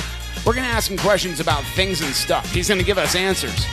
You're making a tragic mistake, my friends, by listening to the trash pit known as ACES Radio. Here we go, here we go, here we go, here we go. Now we blasting off into the ozone. The way we kick it in the dojo is local for show. Though we paving the road that's opposed to the dodo. Going over your head like a top hat. Stop that. I know you hear me spitting these hot raps. Now watch that beat, cause it's about to drop. The Rockets is the 09 jump off. Yeah, your last name Pan, first name Peter. I know you see me playing and you want me to teach you, but I say elevated so that all God's creatures can hear me shout it out like my name is Aretha. Getting RESPECT. Fly by, see the looks on your faces. Cause I'm in full EFFECT. Jet setting on a daily basis. David F, man, don't stop. David, don't stop. We came to rock it till the city takes off. Mr. Captain, yeah, I'm an ace pilot, yeah. I wanna spin my wings and fly. To all the people in coach, and to my first class folks, we'll show you how to scrape the sky. As the curvature of the earth takes shape, fly fast forward like a videotape and no cape. Just follow my jet stream, proud in the clouds on the boom in your precinct. I'll hop no trampoline, black box in the pocket of my jet jeans. Shine with the stars so bright, even NYC sees me. Get that? Yeah, baby. Ignorant sluts, shitlord, celebrity fans, and all you fools listening on your iPhones, whether you're the founder of Crew Union or just a member of the criminal organization known as Crew Union, welcome back. It is episode 93 of ACES Radio. What a rare treat it is to have you with us. Brought to you as always by Blood and Urine. My name is Carol Seaver, and you're making a tragic mistake by joining us here as we get closer and closer, Alex, to what they call the Diamond Jubilee. And that is episode 100 of The Trash Pocket. Yeah. Oh, dude. I can't wait. We got big stuff in store. Baller. Oh, my God. I got a tuxedo. And that's just a statement. That has nothing to do with Is that for Darby to wear? Yeah. Well, no, it has nothing to do with this. I'm just telling Next you. time I wear a tuxedo is going to be for my own funeral, which should be happening soon. That's very Canadian? sad. What? That's not cool. Ooh, Canadian tuxedo for the funeral. That's the way to go. Denim on denim. That's pretty nice. Cool. All right. Ladies and gentlemen, welcome back to segment 2 of episode 93. If you've heard the sound of my voice before, you know that means only one thing. We're going to unmute Channel 2 forever and welcome a celebrity guest to the program. This week's celebrity guest, ladies and gentlemen, give it up for Ian Maute. Ian Maute, welcome to ACES Radio. Good to be here. Thanks for the invite. How are you, pal? I'm great. Yourself? I'm doing well. We're going to start you off with the same question we ask of all of our celebrity guests, and that is, how would Crew fans know you? Well, I've been to 3.5, maybe 4 games in my life. probably recognize me from those games. Those games, yeah. Of course. I was wearing a Crew T-shirt that Morgan gave me. Yeah, first and foremost. Yeah, he had an extra one or 2. I was wearing other people's clothes. You'll know me as that guy. Yeah, other people's clothes. Yeah. Well, given that Morgan wears like adult smalls, like right. How did he like? Well, Morgan used to be larger. And so those I used to be 700 pounds. So those are the shirts that he gives me to wear. No, Homage used to make their clothes bigger. They did. Or no, what was it like? Okay, so there used to be a time where Homage's like extra larges were like the size that I wore. Yeah, an extra large was an extra large. Now an extra large is a medium. Right. And so like I hadn't ordered an Homage shirt in a long time, and I ordered an extra large, and it was like it was weird. Like they've changed everything. Anyway, that's why. So you'd probably recognize me from 3.5 games over the last 6 or 7 years. As you know, we all memorize everyone. Right. Yeah. Well, why wouldn't you? Yeah. True. Also, I think we went to Hendocks one time with our good friend Neil, who tried to start a fight by telling people he hated soccer. That was at 4th Street. 4th Street, whatever. Yeah. No, same place. That was who was it? Astro Header, I believe, took a picture of Neil and put it on Twitter in the early days of Twitter. Neil was cheering for TFC. Right. It was our first loss. Just to be a dick. Yeah. It was our first loss ever to Toronto FC. And so we were like, we had literally never lost to this team. And Neil was like, oh, man, that team's the greatest, man. I love that team in red, man. Go Browns. Go Browns. I'm going to call my mom and get some milk. Because he's from Strongsville. That's what he sounds like. Mm-hmm. Pile of shit. And people are like, why are you doing that? It's like, well, I fucking hate soccer. Yeah. It's like, well, okay, so you're just being a dick to be a Yeah, dick. so you're just a fucking asshole. Gotcha. So I looked great. Yeah. I didn't do that. You'll know me as the guy who looks better than the one who sucks. You know me as a guy that looks better than the one that people want to fight. Yeah. Remember that guy that everyone hates? I'm not. Not that guy. him. Yeah. I was sitting next to him. Yeah. But not him. I'm aware of him Not from him. a smell perspective. Okay, so question 2. This is really going to illuminate you as a man. Where are you from? I'm from about 5 miles down the road. I grew up here in Columbus. Where about in Columbus? Upper Arlington, Ohio. Oh my God, what a treat! The first Golden Bear on ACES Radio. Oh, what a treat! Yeah, it's pretty special place. I knew I Where are related your to you boat on a shoes? boat shoe. Yeah, there we go. Yeah. They're actually being shined right now. Oh. Is that right? You're getting your boat. I didn't know that we could do that. Yeah. As boat shoe people. Yeah. They can be They're shined. getting shined, and Oh, wow. yeah. So you and I grew up together to a certain extent. Now, we went to different elementary schools. That's right. Because there's a school that was like a 9-iron from my house called Wycliffe Elementary School. That's right. And it wasn't open when you and I started. First of all, you're a lot older than me. Yeah, I'm a solid 45 to 60 days old. That's right. And in school terms, that matters. A lot. Like you got your driver's license, I felt like eons before I did. Yeah. Your birthday is what? September 14th. So it's coming up soon. Yeah, pretty soon. What month is this? This is July. Okay, so it's not this month. It's later. It's like 3 to 5 months from Oh, now, okay, yeah. that's right. 5 months later. But I went to Windermere Elementary School, the best one. You went to Wycliffe Elementary School. I went to Windermere for kindergarten. Windermere's like where they beat you until you learn algebra. That's correct. And Wycliffe is like, yo, just follow your spirit. Yeah, it's actually called Wycliffe Alternative School. That's right, Yeah, it's for all the old hippies that had kids. Yeah. That's where they send you so you feel good about yourself. Like, you know what the thing about like algebra is like it's magic. Let's go to the playground. Why is it that all Upper Arlington elementary schools sound like they should be in a Harry Potter novel? Windermere, Wycliffe, Barrington. Like you should be fucking waving Greensview. wands and shit. What are the other ones? There's Barrington. Okay. Yeah. Case in point, in All right. Greensview. Is there a Ravenclaw? and Tremont. Tremont. Yeah. Yeah, those were pussies. I'm a Ravenclaw. Harry Potter schools. I went to Ravenclaw. I was in the Ravenclaw castle. You're we played, a Ravenclaw. what's that stupid Quidditch? Is that it? Right? Yep. Yeah, I was fucking good at that. Yeah, we did. Elementary school. That's where Morgan can score 4 points against a bunch of First, Alex, 5-year-olds. I just want to thank you for being here. Hey, you know who you remind me of? Thanks for having me, man. Like a less talented version of myself, but still fine. Wow, that's still a compliment, though. I'm really glad I'm not sitting between you two. 'Cause Yeah. that'd be weird. Well, there's because you'd be Don't worry catching about all it. the moisture Yeah. flying That's right. between There's a lot them. of heat flying off those We genitals. tried to make that connection inside of that sweet ass. You tried Darby, to, would you relax? yeah, you The tried to make a shacket. connection inside that sweet ass. All right, Yeah, that shacket. Eduardo Sosa. out of Yeah, it. exactly. Did you both get in the drug rep? We did. It's actually extra large. There was plenty of space. So you and I know each other from. I actually remember the day that I met you was in middle school. At Hastings Middle School, you were in band very briefly. I want to was, say yeah. you were like a drummer. Yes, I was. And like, I want to say that you weren't good at it. I want to say that you didn't even know how to do it. I had no idea. And you were just standing back there making like jokes, or you were like I was roasting someone. And I was like, this guy's fucking awesome. I was roasting people and simulating masturbation with my bass drum stick. That's true. That's it. Yeah. That's what it was. Did he do the double dong? No, that's Double you dick guys. jack That's off? you guys. Yeah. Okay. I did band so I didn't have to do choir. Yes, because I can't. At I can't sing for at shit. Hastings Middle School, you had to take like a music, and it was either general music, band, choir, or orchestra. Right. I did. But general music was hard. Like you had to take tests and shit. I did band the first year, and then I did choir. And no joke, they asked me to sing quietly at our first concert. And then I did general music after that, and it was the most difficult for sure. Yeah, because like general music, you had to know stuff, and like you could suck and like have a viola. Right. I mean, in band, I didn't do shit. Yeah. We never had any good percussionists because there was just a bunch of shit asses that were like, I don't want to take tests, so like give me a mallet. That was me. Yeah. Yes, yeah. Yeah. So we met, and you know what the best part of that was is that you were grouped into gym classes based on your music.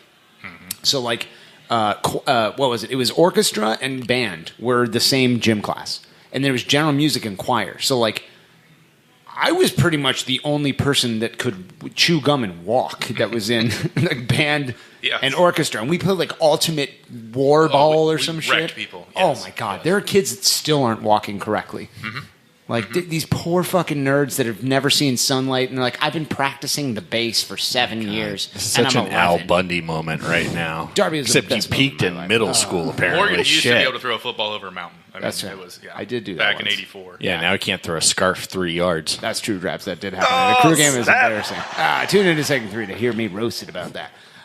Ian, tell us about your sports fandom, because I've talked to you off of the air, as we say in the industry before, about I want you to come on ACES Radio because we have only had crew fans on, or like broadcasters, or like players' parents and shit. People who are very, very connected to the sport of soccer and the Columbus Crew specifically, but you are not. You're kind of more like I am. You're just like a Columbus sports fan. Correct. Tell me about your sports fandom growing up, how it started, who are your big teams, go. Well, being from Columbus, I grew up a rabid Ohio State fan. Everybody likes Ohio State football, but my dad was always a bigger Ohio State basketball fan. So I grew up liking Ohio State basketball just as much as football. Still the same today. Yeah.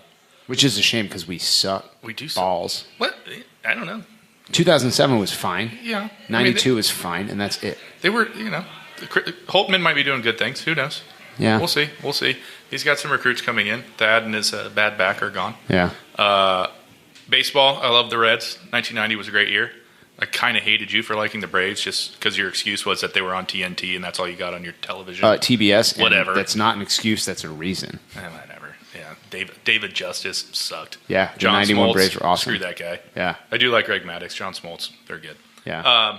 So you were a guy that chose Cincinnati. I chose Cincinnati, yeah. My dad's from the Dayton area. My mom's from Cleveland. I don't like Cleveland sports. I always like Cincinnati. I'm a big hockey fan. Ever since I went to first Blue Jackets game, I got hooked on the jacket, so I'm a big hockey fan. It's a bit depressing, but A bit. We were talking about that off air, like every other conversation we've had. If you've listened to ACES Radio before and you've heard like us talk about Shrek. haven't. Well, no, Yes, you yes, have. If the audience at large has heard us tell a story about Shrek going to a Blue Jackets game, and for those of you who don't know, Shrek is like an Indian guy who basically went to Oxford, spent a lot of time in like England, was a Manchester United season ticket holder, and then came to Columbus to work for I don't fucking care. But then he realized Rolls-Royce, what real football was. Yeah, and he did like that typical thing, like, I've been to a goddamn motherfucking, like, man of you goddamn game. I'm going to come here, show you fucking shit birds how to do it. You clap, and we need a pre-game song, a post-game goddamn song for the lads on the footy pitch. So, Shrek and I become fast friends, and Ian texts me, he's like, oh, hey, I have like 2 extra tickets for a Jackets game. Do you want to go? And I was like, yeah. And he's like, can you think of anybody else? I'm like, I think it'd be weird to take Shrek. And so Shrek had never been to a hockey game. Like the concept kind of confused him. He grew up in like a goddamn orphanage in India. I don't really care. And so like we go there and I'd never sat at this part of Nationwide Arena. I didn't know it existed. You had like company tickets that were like, I can only call it like the absurdly wealthy white person area of Nationwide Arena, where it was like, people really weren't even in their seats. There's some like underground bunker where they serve the lobster. lower bowl where they have like the little lounge with the food in the bar. Oh, Awesome. I like that I part. turned into like a character from a movie that had never eaten before. Like I was hiding cookies in pockets and stuff, and like running into bathrooms. Like I have food at my house, I could go home and eat. But Morgan, you can just take those. Everything was so nice. I'm like, I'm taking this shit. I'm leaving. So Shrek is completely oblivious to like what hockey is. He thinks it's like a supporter section at a crew game. And the Jackets are not good. No. Ever. We've never been good. Yeah, So we're getting smoked by some team that's like average. And Shrek's just like losing his shit amongst all these white people that have like never heard anyone even get emotional about things before. And he's like, you goddamn fucking son of a bitch, are you fucking kidding me? That's a goddamn foul free kick from the mid-ice point, bitch, cunt shit, fuck. And it was like first intermission. Oh, Like, yeah. He had no idea what was going on either. It was like 0-0. It was not the final minutes Like, or what anything. the fuck is that thing? I'm like, that's the Zamboni. Like, Literally, relax. every human in this arena is just like stopped and looking at Shrek. And they're like, what is it? Mommy, what is that brown man? I know it's a human, but why is he making those crazy noises? Well, Sarah, those are called swear words. And I don't know why he's doing them. So yeah, that's a good story. You, me, and Shrek, great times. Shrek and I became quick friends and exchanged phone numbers, and we were going to stay in touch, but we didn't. No, so because he left. He got kicked out of the He went country. to fucking another country. Yeah. Idiot. Yeah, he's an idiot. We're going to see him tomorrow in New York. We're going to see him tomorrow. I'm going to beat the Also, shit out of him. did you ever get invited back to like the corporate booth again? Yeah, Or were they like, yeah. no, you brought that guy and you're not welcome anymore? I got blacklisted. No, I went back and sat there a couple times. It's pretty nice, but a little stuffy. We won't say what your company is. I don't want you to lose your career because you would. Yeah. But I remember talking amongst the three of us because you told, I think that you, somehow the conversation got around to like how much those crazy tickets cost, like for a season ticket. Mm-hmm. And remind me how much it was. We had a half season and they were like $14,000. What the fucking fuck? For 4 of them. 4. Okay. What? You got 2 drink tickets per seat though. That's pretty dang cool. And some like Swedish meatballs and macaroni and cheese. And for $14,000? Are you serious? But like you could buy your family lifetime crew tickets. Why? For that. And then have a lot of money left. Oh, man. That was actually How many home games are there for the Blue Jackets, though? There are 41. Oh, like okay. 1,000. That's a little different, man. I mean, yeah, I agree, though. That's a lot of money. That's a lot of money. I wouldn't mind money. It's a little different. $15,000. If you walk up to Crew Stadium and you're like, I have $15,000 to spend on tickets. They're like, here, have the team. That's actually how Anthony Precourt bought the team. Boom. I don't know how he comes back from that. Probably with spotty lips and soft hands. Yeah. And thicker than he was the last time we saw him. Yeah, That guy's putting dude. on some weight. Who Jesus isn't, though? Christ. I mean, who Yeah, isn't but thicker, right? I haven't seen you in a number of months. And you're the same. And Morgan's seen you in 2 shirts. That's right. That's right. That's true. Okay, so Ian, you have a unique perspective here with Crew Sure. fandom. Sure. In that, you've been to games, but not a lot of them. Not a lot of them. Enough to have an impression that's not like diluted like ours is. So tell me if you would like. The question says Crew fandom likes dislikes. Like, what do you like about Crew fandom? What do you dislike? Generally, I just want to know your observations of Crew fandom. And you don't necessarily have to compare and contrast it to like Buckeye fandom or Blue Jackets or the Chill or the Quest or the Horizon. Just, the Glory. Just like talk about it. You don't want to compare it to the Quest. That's Nothing That's can. impossible. Nothing can. I mean, just as a outside observer, I guess it's you can tell the passion that Crew fans have. I don't think you see that with other sports. Ohio State fans are crazy and all, but you guys are quite passionate, quite organized. I've always enjoyed the games that I've gone to. I like the tailgating. I like sitting in the supporters section. Yeah, had a great time. Granted, I get all of my Crew information from you on Twitter. Yeah. What a terrible idea. Well, that's all I got. So as far as you're concerned, this is a game played 5-on-5 with an orange ball. And Yeah, basically. yeah. That's very funny, Drabs. You're very good at that. I've enjoyed myself at games. I wish I would go to more. I haven't. Like, what are the downsides, though? Like, there's, I mean, that stadium is in the middle of nowhere. Agreed. Far away. Agreed. The one game we had to walk across some damn train tracks. Don't say that out loud. You get arrested and shit. Train tracks. That's illegal, Ian. We would never do that. I did it twice. Like half the games I've been to, we walked on train Bullshit. tracks. Oh my God! Don't listen to this guy. Where are the train tracks even? I don't know. Super dangerous. Yeah, it was. And I think there were a lot of dead rodents and rats along there. Yes, that we got were playing. smoked by Those dogs. are in the stadium now. Yeah. I've heard they're pooping in the ceilings. Roasted. And stripping. Yes. You know what that reminds me? I think the last time you were at a game, Hooligans Pub was still open. Like we walked from that bar on 4th. Yeah, we did. Yeah, that has been like 6 years. Yeah. Time to get back to another game. It feels like 2. You're going to be at a game on Saturday. You're going to NYCFC. Going to be at a game on Saturday. Yes. I'm going to guess that this is your first away trip. Yes, you're correct. Yes. Have you been to like away Ohio State games? Yes. Other than Michigan? Yes, I've been to games in Indiana. That's what I thought. You and I went to 4 games up in Ann Arbor. Yeah. All victories. All victories. Yes. 01, 2001. 05, 07, and 09. That's right. Was 01 Tressel's first one? Yes. It was. Nice. Yes. It was nice. It was awesome. Yeah. Well, he promised it on the I was floor at that- of I was Schottenstein's. at that basketball game, too. Yeah, I was there, too, against Michigan. That was badass. They introduced him at halftime. That was great. I've been to a couple bowl games. I went and saw Ohio State get smoked by Miami and the Meadowlands. Ugh. Greg Belisari's first year, but I don't know. They got drilled. Yeah. And I spent like $200 on a cab because it took us from New York to New Jersey. And he's like, well, I can't pick anybody up, so you have to pay for my return trip, too. So, I don't think that's I don't think that's how that I works. got taken. I got taken. I've been to away games for other teams, just not a Crew. What was the other bowl game you went to? I went to the Outback Bowl against South Carolina when they got beat. Which time? Wait. Belisari's was that last game. It was Craig Krenzel. Steve Spurrier, South Carolina? Yeah. They had that guy Brewer or something was a running back, I believe, little white. Yeah, and guy. we got way down, and then we came we all the way came back, back. and then we lost the field goal. Yeah. And then I went to the 97 Rose Bowl, where they beat Jake the Snake, beat Arizona State. I made Sean Gould run down Swansea Road naked.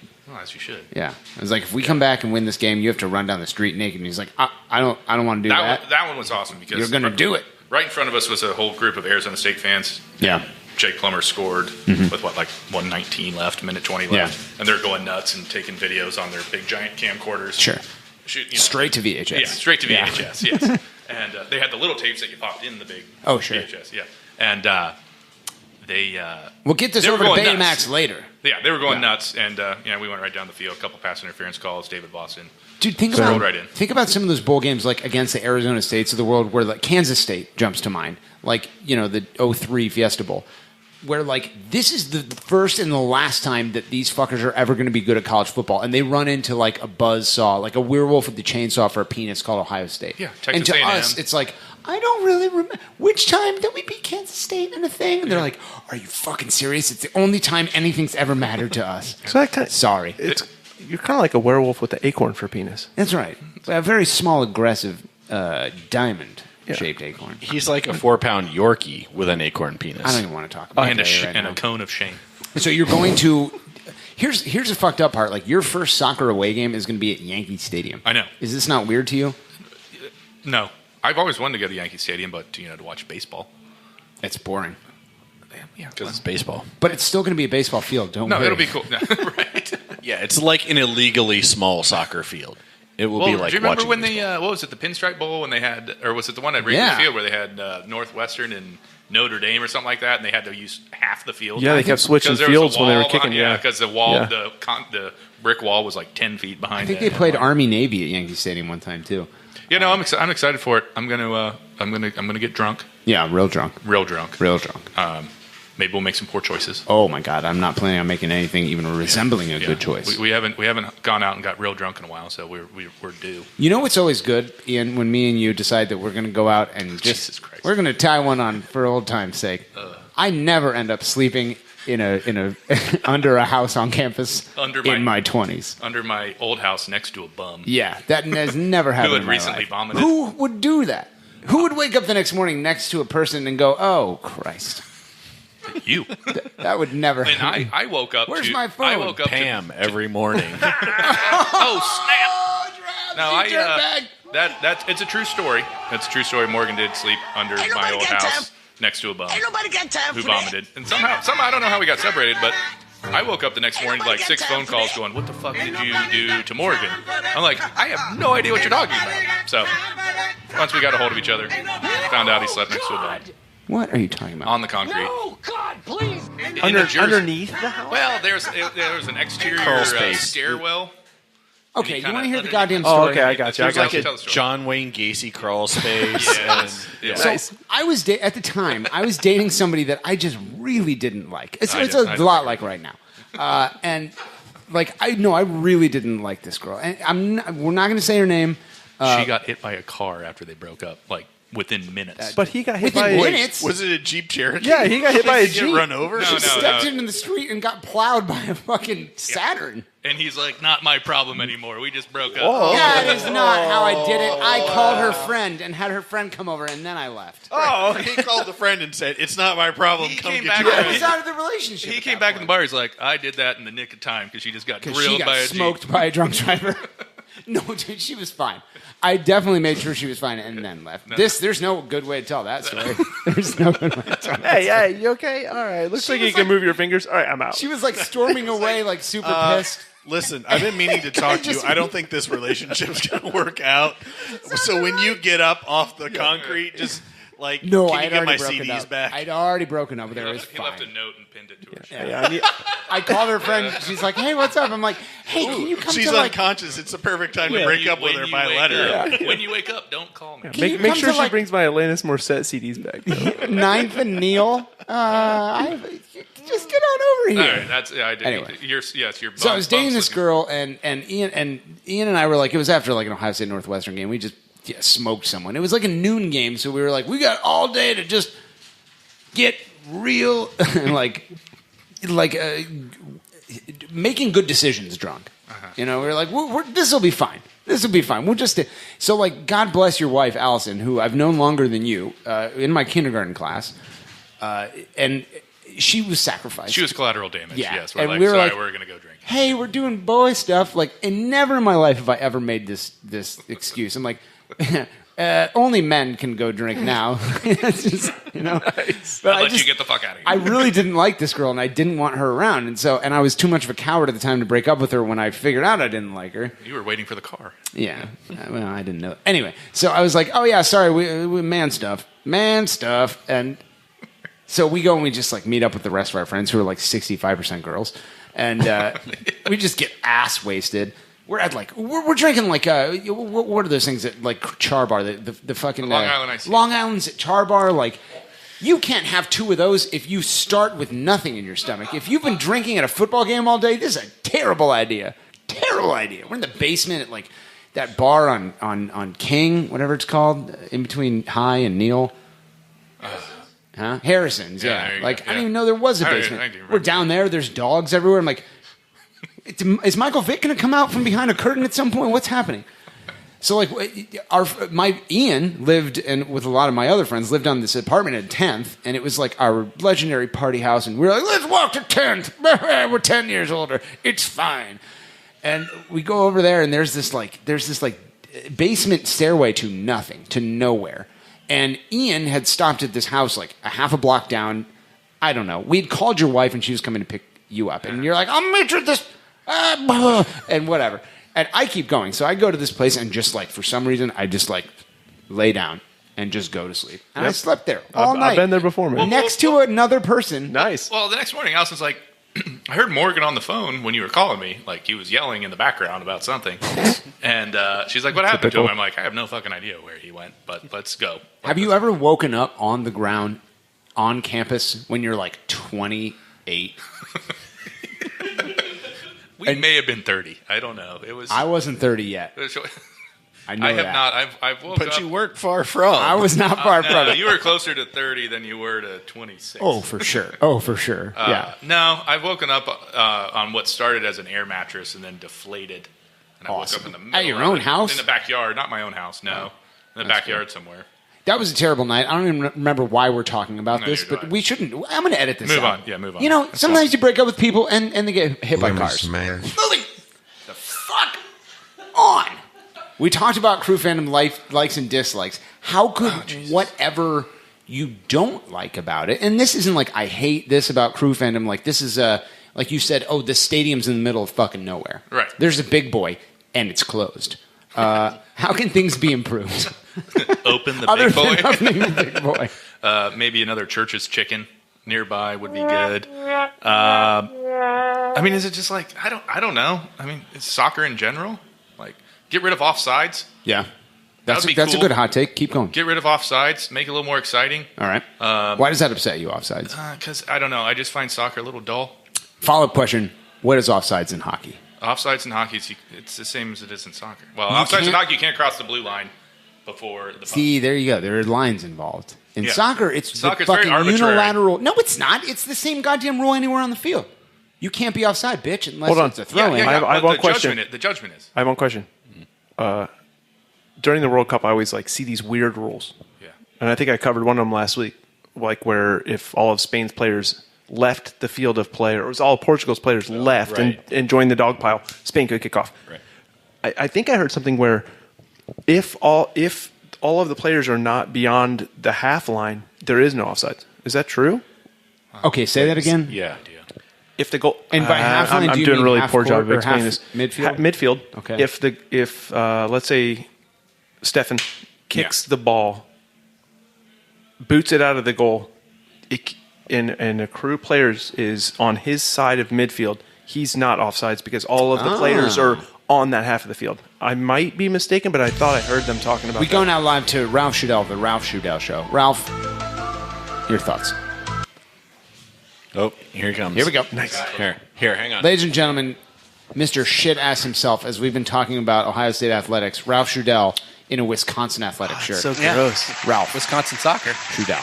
Back to you. So the thing with that is, I believe Alex is actually correct on that because technically they use it if you keep a number 9, the center forward up top. Usually you'll see that. So somebody's usually trailing, but everybody's on that side. I believe I've seen offside called at the midfield line before, but I think you're actually right. I think that's one of those unwritten rules that's in there that I'll do a little digging. Oh, please don't talk about this, please. Oh, yeah, this is called the interlude. This is from your show, idiot. You should know this. Oh, yeah. That's pretty dang cool. That's literally your voice. Your thoughts. Yeah, that's... Please don't talk over this. You know from your own show not to talk over this. That's pretty There's dang your own cool. voice again, your thoughts. God. Please don't wait for this to be over first. It will end. Is this the interlude? Yes, it's called interlude. Ralph Trudell, back to you. It lets you know the change between segments. You see how that works? Please don't. Whatever you're doing right now, don't do it.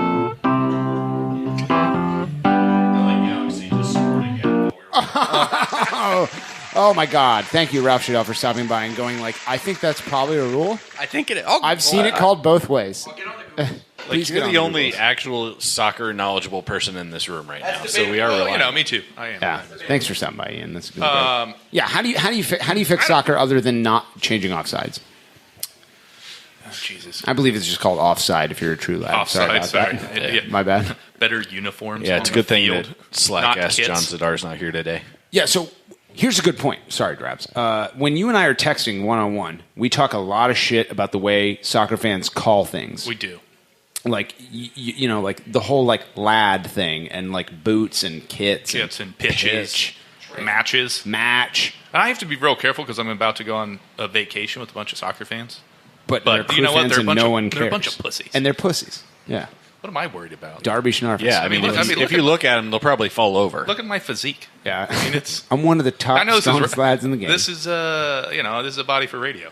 Dude, here's the thing. Like, I agree with you on every point there. Like, if I grow up with somebody, if I grow up on Swansea Road and somebody in Woodstock calls soccer until we're 37, and then they're like, "Oh, have you been going to any of the footy matches? Have you seen any of the footy matches with the lads during the World Cup?" Like, it's completely unacceptable. It's like I want to punch you in the face. It's completely unacceptable, dude. I've said several times, and I wouldn't say several times, but if you have a favorite European soccer team and you're not from there or didn't go to school there or your dad, you're a dickhead. I like it. You're a dickhead. That's right, Solanomax! Go fuck yourself! Go talk to. How about you talk to your children? How about you talk to your children? I'm going to go to a bar at 9 a.m. on a Saturday and watch. Go look at your children. You impregnated these women at the train station. Go talk to your children.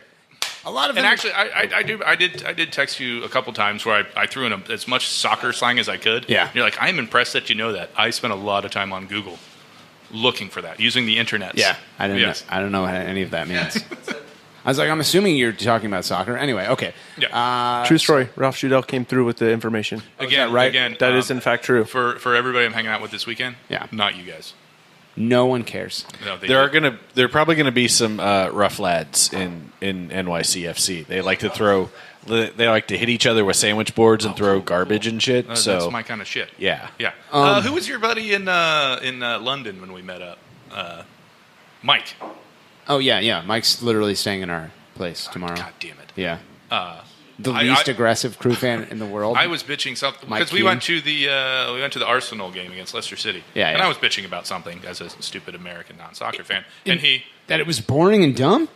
Yes, I'm like, this is stupid. Yeah, it was boring. Didn't you guys pay a shitload of money to like see 0-0? It was an own goal. I think it was like $45. Well, actually, so that game it was cold. Oh, okay. It was cold. It was an own goal. Yeah, it was freezing. It was cold, so I bought an Arsenal hat outside the stadium. And me and my brother-in-law got back on the train to go to the flat we were staying in. And this dude walks in. He's like, "Oh, who won?" We're like, "Arsenal." He goes, "Who scored?" I'm like, I have no fucking idea. Dude or so there's a British guy next to me. He's like, "It was an own goal." I'm like, "Oh, it was an own goal." Like, By who? I'm like, I have no idea. I have no idea. So. Also, did you just call it a flat? I think you just did the. That's what the Airbnb description was. I know, but that's their. It's an apartment. You just turned soccer yourself. Yeah. Everyone hates that. I just turned into what I hate. Everyone hates you. This is the last time I'm coming on this stupid thing. Worst guest ever. Thanks for pointing that out. Yeah, I appreciate it a lot. Actually. So, like, some of the true rough lads are going to be here or on this trip this weekend. Myself, you, Darby Schnarfus, John Zadar, Andy Stanky, Dave Ettinger, Jarvis Woodson, Kip Lexner. These are literally all former Aces Radio guests. Mike Kuhn, Shrek Mecca. Who else? HangOnTour, John Clem. Like, these are all of us at one point in our time were known as the biggest pussy on a sports team. Like, we were I've been on probably 17 sports teams where, like, Morgan is the biggest pussy on this team. And everyone that I'm friends with is exactly like that. So, like, I'm pretty sure you can make fun of soccer and no one will give a fuck. Okay. Also because basketball is a great sport. Moving the fuck on. You don't have to be a Crew fan to have a memory of when you found out that Anthony Prugor is trying to steal our team and destroy our community. What do you remember? It was October 16th. How'd you find out? What do you remember about that? I actually found out on Twitter. You tweeted something, and then I hopped online. I said, well, fuck. Yeah, he said, well, fuck. And then I think I saw an article on WBNS.com, which is a local 10 TV channel. That's right, Dom Taberry. Dom Taberry works there. Yeah, we love him. Dom T. Berry. And Yo-Yo Harris. 10tv.com. And I was like, oh, fuck, now what's Morgan going to do? Was literally what I thought. Because, like, he used to go to Ohio State games with me, which was cool. Ohio State games suck balls. Tailgating was fun. Well, okay. And then we go to a bar. Whatever. You're right, but like... You can tailgate at soccer games, I hear. Right. Also, HDTV killed Ohio State home games more than anything. It killed all football games, yes. Yeah. No, I'm dead serious. When I saw it, I was like, oh, shit, Morgan's going to be pissed. What's he going to do? Yeah. That's my immediate first thought. And Allison was sitting there, and she's like, oh, yeah, I don't know. What's he going to do? Yeah. It's like, well, he'll probably get angry about it and have a big emotional reaction and start a radio show. Why would you say it like that? He'll probably get upset. They were sitting there, reaction, and they looked at each other, and they're like, he's going to be totally butthurt over this. They were like, that was what they said. He's going to cry like a bitch. would you not hope that I would? Like, he's probably going to be upset about this. It's like, what if they actually leave? What's he going to watch? Not soccer. Certainly not soccer ever probably again. Pam showering her ass. Probably that. Yeah. You don't listen to ACES Radio, so the story here is that Pam and I made eye contact while she was washing her butt earlier this year, and it was like the greatest, most disturbing thing that's ever happened to me. His life is now before and after that moment. Exactly. Dude, the thing now is, like, you're an adult. I expect embarrassment. Yeah. Or, like, recoiling at least. Like, oh, Jesus Christ. Yeah. No, we kept looking at each other in the eyes. It was awful. Was it a staring contest at that point? Was there pressure to not be the one to look away? Did she have hot brown snakes before that? No, apparently it was like brown bubbles or something was going on. No, yellow bubbles. Yellow if you're bubbles. washing the poop out, it's not brown, it's yellow. Yellow like what, Alex? Yellow like Columbus Crew. Yeah. That's right. Yellow That's like right. Sunday morning? Yeah. But like, as a person who isn't like a diehard Crew fan, what's Columbus look like without the Crew? Does it? And there's no wrong answer to this. I mean, obviously, I don't want the Crew to leave. Yeah. But I'm not going to lose sleep over it. Yeah. You know what I mean? Like, I think it would be a shame if they did if they left. But and I can appreciate the stuff you guys are doing to try to keep him here. I think it's going to work, but I don't know. For me personally, it would not affect me. Yeah. One way or another, except I would have a lot less stuff to read of yours on Twitter. That's true. I don't know what I tweet about. Maybe it'd be more positive. Probably. I wouldn't be all like, what the fuck? Now I'm in a bad mood. Probably. Do you guys watch games like on the weekends? Like if Crew they're games? Yeah, if they're on, will you guys like if you and Allison are sitting there and like nothing's on? No. Or would you rather just like go to bed? No, I'll like load the dishwasher or something. Nice. I might go up and wash my butt. Dude, that's like you are the most competent Crew fan. Like I choose to not watch this. I'm like, man. Yeah, I mean, he was really the winner this past weekend, as it turns out. No shit. If it's a play, I will watch a playoff game. Yeah, I know you watch the playoff games. I know that. But what you're saying is you won't go to a bar at 10:30 at night to watch your team lose 4-0 on the road. No, I won't. Okay. I won't. And I wouldn't. I would have no idea that they were blacked out except by hopped on my phone because it was 10:30. Yeah, well, there's a lot of manufactured outrage there on my behalf. So let's. Oh, move you don't on. say. Yeah. Let's talk about why ACES Radio, because this guest setup thing was just within the last 48 hours. Why did you decide to come on? You got a lot to lose, pal. You got 3 kids. I do have 3 kids. I didn't have anything else better to do. They're kids; they can take care of themselves. That's whatever. exactly how kids work. Nice. Yeah. More parents need to have that philosophy. They'll be fine. I thought I wanted to start my weekend a little early. I'm taking tomorrow off. Nice. You and I used to do Team Secret Radio. Nah, we don't want to talk back about 12. 14. What's it called? Team Secret Radio. Is that what it was actually Where can we called? find that? No. It was Team Secret Falcon Radio or Team Secret. Is Team Secret Radio? This is like a podcast that would be available somewhere on the internet. No, probably on Morgan's computer or something. Do you have any? Barndo's computer. No, Barndo's computer. Oh, who's Barndo? That's our friend Brandon. Do you still talk to him? Do you guys remember episode? Do you still have recordings of these things? Probably. No, Okay. fuck no. Do you remember? Basically, what we did, we had voice effects that we just said funny words to. Cool. And then we laughed. I Do like you that. remember episode 1 of ACES Radio? Yeah. It was recorded on that same board, which is why the sound effect was on there, and I didn't know because Barndo was the one who ran that board. Demetrius. Yeah. And I didn't know that it was even engaged. We had the feedback muted, but it was still running through the board in church hall. So does Barndo listen to ACES Radio? No. Would he hear us I don't talking know. right now if we said, No. please send us the anything. audio? I was just at Barndo's house. On Team the at board. SaveTheCrew.com. I don't mean this in a way that's oh, please, I hope no one finds it. It's fine if you do. I want to hear this shit. It is terrible. There was first so of all, you're Barndo consistent. never Yeah, put right. any. Barndo was the host of this shit, and he was trash. And I say that as a person who Is trash. Knows what I know is. trash. Yeah. I think Barndo's actually going to play a part of my best man speech. Oh yeah. Okay, hold that for a second. All right, who gives a fuck why ACES Radio? Let's talk about this weekend. The reason you're on tonight is because tomorrow morning, Yes. myself, you, Darby Schnarvis, not Ralph Shadell, not Alex Thomas. Nope, They're can't make not it. my real friends.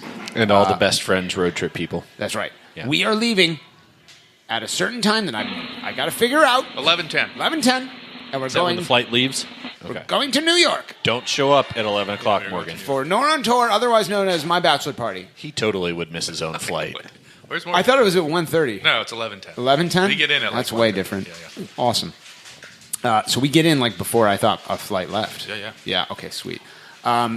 This weekend is going to be totally rad. Mm-hmm. It's going to be totally sweet. And you are definitely the planned best out. man at Pam's wedding. Mm-hmm.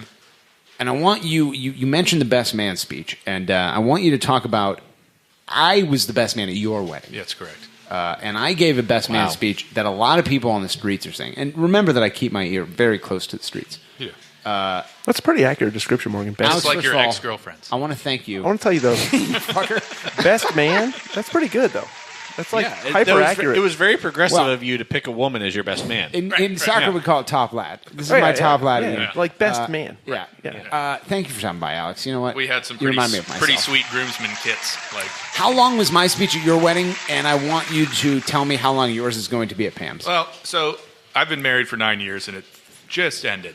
His speech just ended. It was not the marriage. no, the speech. Okay. Marriage is alive and well. Yeah. No, Morgan's speech was about 20 minutes. Holy shit! People were videoing it and they ran out of battery Oh or my their God. their little storage card Yeah. cut out. They're like, we got the first 10 was minutes great. and the last 8. It was great. And he did a trivia show. I did it in the style of a game show. Was that just the intro? No, Jesus. And, there was music. I got with the DJ and I had music. sound effects. Or was it just the pause between meat and potatoes? He walked around the, all the tables and was asking genuine trivia questions. And 10 trivia questions about Ian, and the answer to every single one of them was feline AIDS. Feline AIDS, yes. That's feline right. AIDS. And so I'm going to guess I'm going to be somewhere in the 5 to 7 minute range. That's fine. I've got some notes. I haven't really put it together. That's all right. But, I'll destroy those. But Just go off the cuff. I hope. Just ramble. And I'm going to mention this at the beginning of my speech. So for those of you listening, you're getting a preview. Oh, what a treat. Teaser. Morgan and I have been to a shitload of weddings together. Yeah. And we either really like a really good best man speech, but if it's not going to be good, it better be fucking awful. Oh, yeah, that's true. And that's even better. We have seen some miserable ones, and it's just the best thing. Nice. We just die. We went to my buddy, our friend. I'm thinking of the one that you're going to talk about. Down in Cincinnati? Yeah. Yeah. So we went to one, our friend, I won't mention her name because Ashley Stratman. She married this guy named Nick, and his younger brother was the best man, and he kept going. I really like he'd drift away from the mic. He's such and a nice. You've known these people before. They're like very good-looking people, and they're like, I'm so good-looking that I never need to develop a personality. And the mic would like wander away from him. Oh my God! And then his the way he finished the speech was, and this one time in college, I was going to cheat on my girlfriend, and Nick told me not to. He's a really good brother. Cheers. Oh my God, dude! We're standing there at the bar. We drank him out of whiskey, and we're standing there. We're like, "Holy shit, that was amazing!" Like, that was also a terrible wedding because that was the secret bar. No one knew about this bar except us, and we're like, let's drink every piece of booze they have, which is what we said back then. Give me 7 pieces of booze. Hello, yeah. Bartender, I'd like 2 pieces of booze. Jesus, if there wasn't like a bus taking us back to whatever goddamn extended stay America we were at, I was going to boot all over that golf course. Remember that was it the derecho that came through and knocked out all the power? Yeah, 2009. It all came through, and we went down. We're checking into a hotel. It was me, Morgan, and 5 girls. Yeah. And we get there, and they're like, we were supposed to have 3 rooms. It'd be impressive for anybody but Morgan. We were supposed to have 3 rooms. Pretty normal. And they're like, well, we gave 2 of them away to electric workers restoring the power, so you have 1 room. Yeah. So we all got back to that room afterwards. I slept in the computer chair with my feet up on a desk. And it was... I think it was on the ground in between a bed. Was just you and 6 ladies in a room? It was top 3 hangovers of my life. I made it all the way back to Columbus, and I threw up all over my parking lot in my complex. And a bunch of birds came and ate it. Birds came and ate it. Wait, So I threw up, and I just pulled forward and left it. So this was Cincinnati. You managed to drive to Columbus without throwing up. Yes. You held it the whole time. Held the whole time. That's impressive as hell. So we left the hotel. We went to an IHOP. This was the best My part. wife woke up. We went to an IHOP because we're like, we feel terrible. Let's go to IHOP. Everybody was hungover as shit, except my wife, who woke up. She's like, I feel great. We're like, you are hammered still. Oh, but by the time we got to IHOP, it went away. She had to go sleep in the car. She slept in the car with the AC on. I went in, ate like 40 pounds of pancakes. Yeah. Came home and like hit about the Jeffersonville outlet malls. I'm like, oh boy. That's still a long ways to go, though. So I'm just sitting there like, oh man, I don't feel good. So I'm getting off 315, and I lived at the corner of Kenny and Ackerman, and we turn in, and I just open the door and just most vomit I've ever had. You threw up like 7 pounds of batter. It was huge. And Allison wakes up, she's like, I didn't know you felt bad. I'm like, well, because you've been asleep for 3 hours. Yeah. So she's like, well, what are you going to do? I'm like, well, I'm going to pull forward and leave it. Yeah. And it was there for about a week because it didn't rain and birds have Oh, feet. oh my God. I didn't know it was a week. That's horrid. That's horrid. It just baked. I didn't get my power back for 8 days after that storm. Yeah. Oh, yeah, no, it was a week. Horrendous. It was the best week of my life. I loved it. Really bad. Before the wedding was cool. There's lots of people running around changing and putting on dresses, and Morgan and I are just sitting there in our suits. We're like, oh, look. That was Terrell Pryor's first start. It was like, against oh, Youngstown look, State. boobs. We were trying to Get listen outta to it here. on the radio. Get your tits out of my face. I'm trying to listen to Terrell Pryor on the clock radio. And is what I would say. They made us leave to go sit at the I'm surprised he didn't have a better bar. career. Yeah. Right. It was great. I mean, He had all the tools. Yeah. You know who he reminds me of? Myself. A lot of tools. That was the longest Catholic ceremony I've ever been to. It was like 2 hours and 15 minutes, no AC. Miserable. Fuck Cincinnati. Fuck Mike Burkle. Josephy's mom. It's getting same fucked. thing, but in a nice way. Wait, you wouldn't fuck Mike Burkle in a nice way? Never again. No. I mean, I feel like he'd be a very tender lover if you were interested. I'll remind you, as always, that speaking of Cincinnati, Pam was outraged that on our wedding list, Rambo Gooner was listed as Rambo Gooner. Why? She's like, you can't invite people that you list as their Twitter names. I'm like, what if that's what I call them? It's you like idiot. Hashtag yes I can. That's right. David, definitely David. David Kime. I didn't know it was Kime. I had no idea what his fucking last What's name Shrek's real name? Srikanth Mecca. No, Shrek. Fuck Yeah. that. But here's and then we'll be done with the segment in a second. All right, it's taking forever. Shrek, this is a terrible episode. Shrek is like super offended, and he's like passed this off to his girlfriend Sarah Mecca. That like he's like, you can't call me fucking Shrek. That's bullshit. It's not my name. I'm like, bitch, you literally introduced yourself as Shrek, and then for 3 years I knew you as Shrek. And you called yourself Shrek, and you introduced yourself to others as Shrek. But it's then you got a girlfriend, and he's like, this is appropriation. This is bullshit. It's racist. I'm like, what? How is that possible? Shrek is a green cartoon character. Yeah. And it's not my fault that I do a dynamite impression of you. Like, when you hear that, that's literally what Shrek sounds like. Spot on. I'm sorry, but it's literally him. I mean, spot on and also kind of racist. I'm sorry that he is stereotypical. That's his fault. That's a Greg Benson joke. Oh, yeah, this is a Asian continent joke. That's right. Oh my God, what a treat segment 2 is. Let's see how long it is compared to 1. Actually, it's about the same. Right on par. Yeah. No one's going to listen to this. Last question, and then we'll get you out of here unless you want to stay for segment 3. And I think you should because that's when the fun starts. All right. How can user AGS Attack be stopped? Well, I gave a lot of thought to this Okay. when you asked me a little bit ago. As we all know, our friend Stormy Daniels is in town. Of course. The police report, she evidently was whacking people in the head with her breasts. That's what it said. Breasts. Both of them. I heard motorboating, which I guess is semantics. What they said on depends on whether or not you make CNN the noise. was hitting people with her breasts. Okay. Plural. I would take him up there and just let her pummel him. With both of them. Probably the left one. I think He it's a little seems bigger. excited about that. Just pummel the shit out of him until he's dead. Just like slowly, like brain damage until he Brain dies. damage. Just get some CTE. Oh, that's very specific. Dead. That's pretty dang cool. Well, Ralph likes it, so I mean, like, what are you going to do? All right, Ian Maute, thanks for stopping by, you dirtbag. Yeah, no problem. We'll see you on segment 3, I hope. Tune in to next week's episode. Episode 94, we're going to recap Morgan's bachelor party. Spoiler alert, Pam's bachelorette party is also this weekend. She's going to a winery in Cleveland. Because she's a child. She has a lot of growing up to do. What the fuck? Her and her friends are like, you know what we should do? Go to Cleveland and see if they grow grapes there that we can make wine out of. Why would you think that about the estate of Ohio? Was the bouncy castle already rented? A Chuck E. Cheese roasting? Yeah. Oh my God. What a rare treat. If you've enjoyed the shit lordery on segment 2, I've got some bad news for you. You have terrible taste in entertainment. You are listening to the trash pit known as ACES Radio. Potatoes. I like how I turned up the volume like while I was talking. This is gonna be a great transition in 3, 2, 1. Hot, sicker than your average. Down like goose and I'm fly like Maverick. With a savage attack and a mouth like a mash. Spitting fuego, homie. It ain't tricking if it's magic illusions. Indubitably juvenile. My crew can do it and we do it well. Rock around the clock all across the nation. Got a lot of sky miles and a reputation of making earthquakes every time we land. Cause stopping in an option or a part of the plan. Fools get to feeling while I'm running on jet fuel. Now pay close attention cause I'm ready to let you know what I'm all about, child. I got that style that you come to love. And I'ma stay fly till the day I die. Spitting fresh to death from above. Get it, David F. Man. You don't stop. David. You don't stop. We came to rock it till the city takes off. Mr. Captain. Yeah. I'm an ace pilot. Yeah. I wanna spin my wings and fly. To all the people in coach. Yeah. To my first class folks.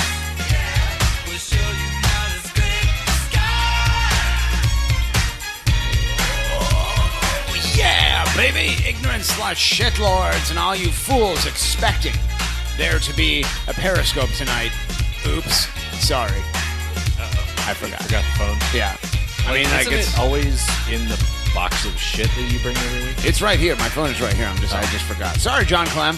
Sorry, specifically Nate Beckman, who's going to be upset about this.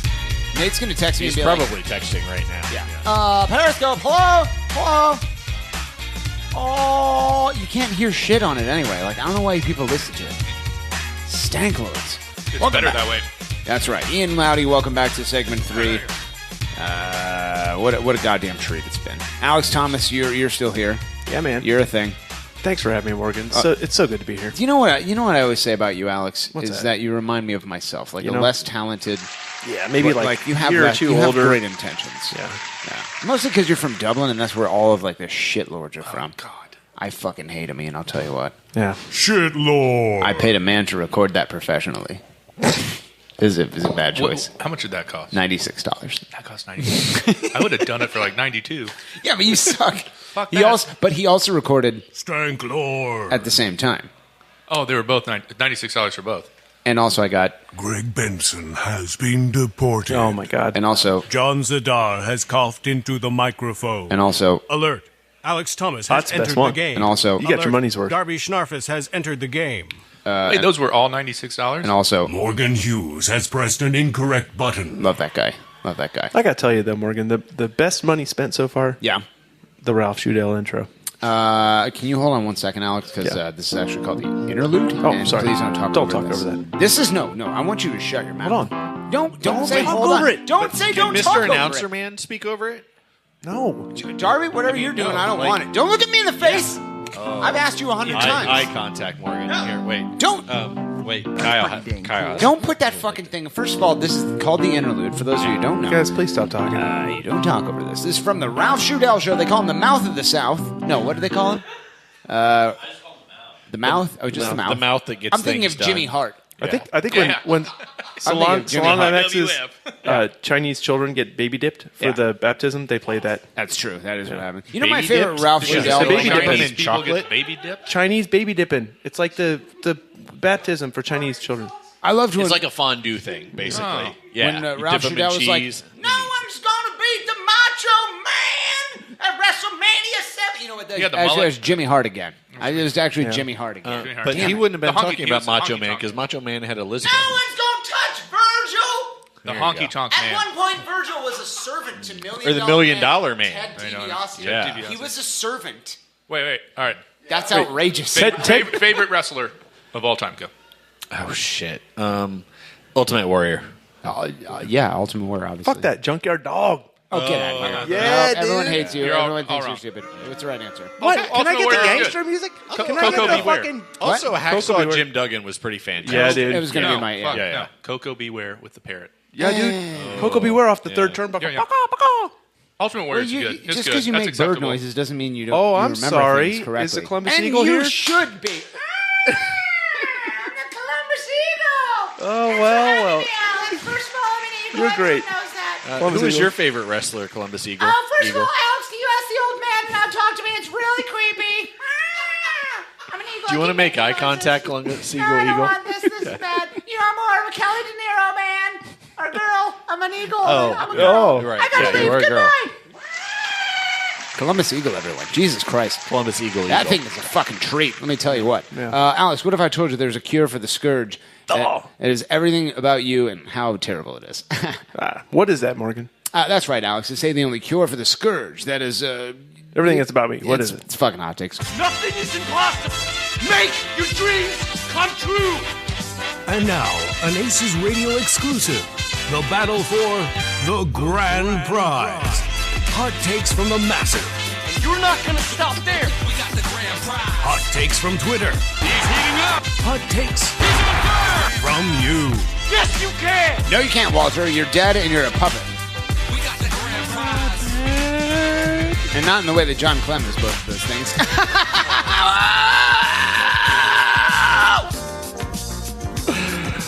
How about new? Before we move on to the subreddit known as Massive Lads, I wonder if I could, Alex Thomas, go ahead and read the overall standings. Oh, my Alex, God. Is this why people tune in? I think it is, dude. As you and you alone say, it's the only done a reason lot of people research. tune in to Aces Yeah. Radio. They want to hear their fucking name on the chart here. Well, let me tell you what. Third place tie for first place this week, lads. Wait. Third place tie for Did I say first place? Nah, you must have misheard so me. bad at Third this. way tie for first place this week, lads. Third way Third way tie What? for first Third place. way tie You for know what I first meant. place. Greg Leonard 420, Greeley Bad Ideas, and Justin Merman Facts all tied in first place with 11 points apiece. Yeah, they're in third way. Followed by Basketball Emoji, Mysterious Beeping Noise, and Darling Thief. What a good lad he is. Big mover from last week. All fourth placements with 7 points apiece. Aces Stefan, former first placeman, checks in seventh place with 6 points, followed by Spikehead Lyndon B, moving the fuck on Aces Archives and Rec League Commissioner. Ian, that's a parody account about the basketball league you and I played on Sundays. Oh, yeah. Yeah, you know. I haven't got invited. You know, I was the only power forward in that league. Yeah, you were the only one listed as a power forward. Everybody else was listed as a regular You've forward. made a mistake. 12th place is as follows. Top lad Dave, Hugh Tool. Oh, who's that? Bob. Mike Hudson sucks, he certainly does. Older than Darbs, Zip 6, and Ron T, all with 3 points. The 2-pointers are as follows. The Ralph Shudell Show, Hi Darbs. It's Kellyanne. A Logjam, Pam's Soapy Butt, Vicious Bike, When Aces Radio Was Good, Setting the Table, Morgan's Anal Leakage, Columbus Lad, Massive 14, Aces Dictionary, Precourt Used Cars, Your Gammon is Showing, and User AGS Attack, all tied in 18th place with 2 points apiece. The celebrity gaggle fuck is as follows.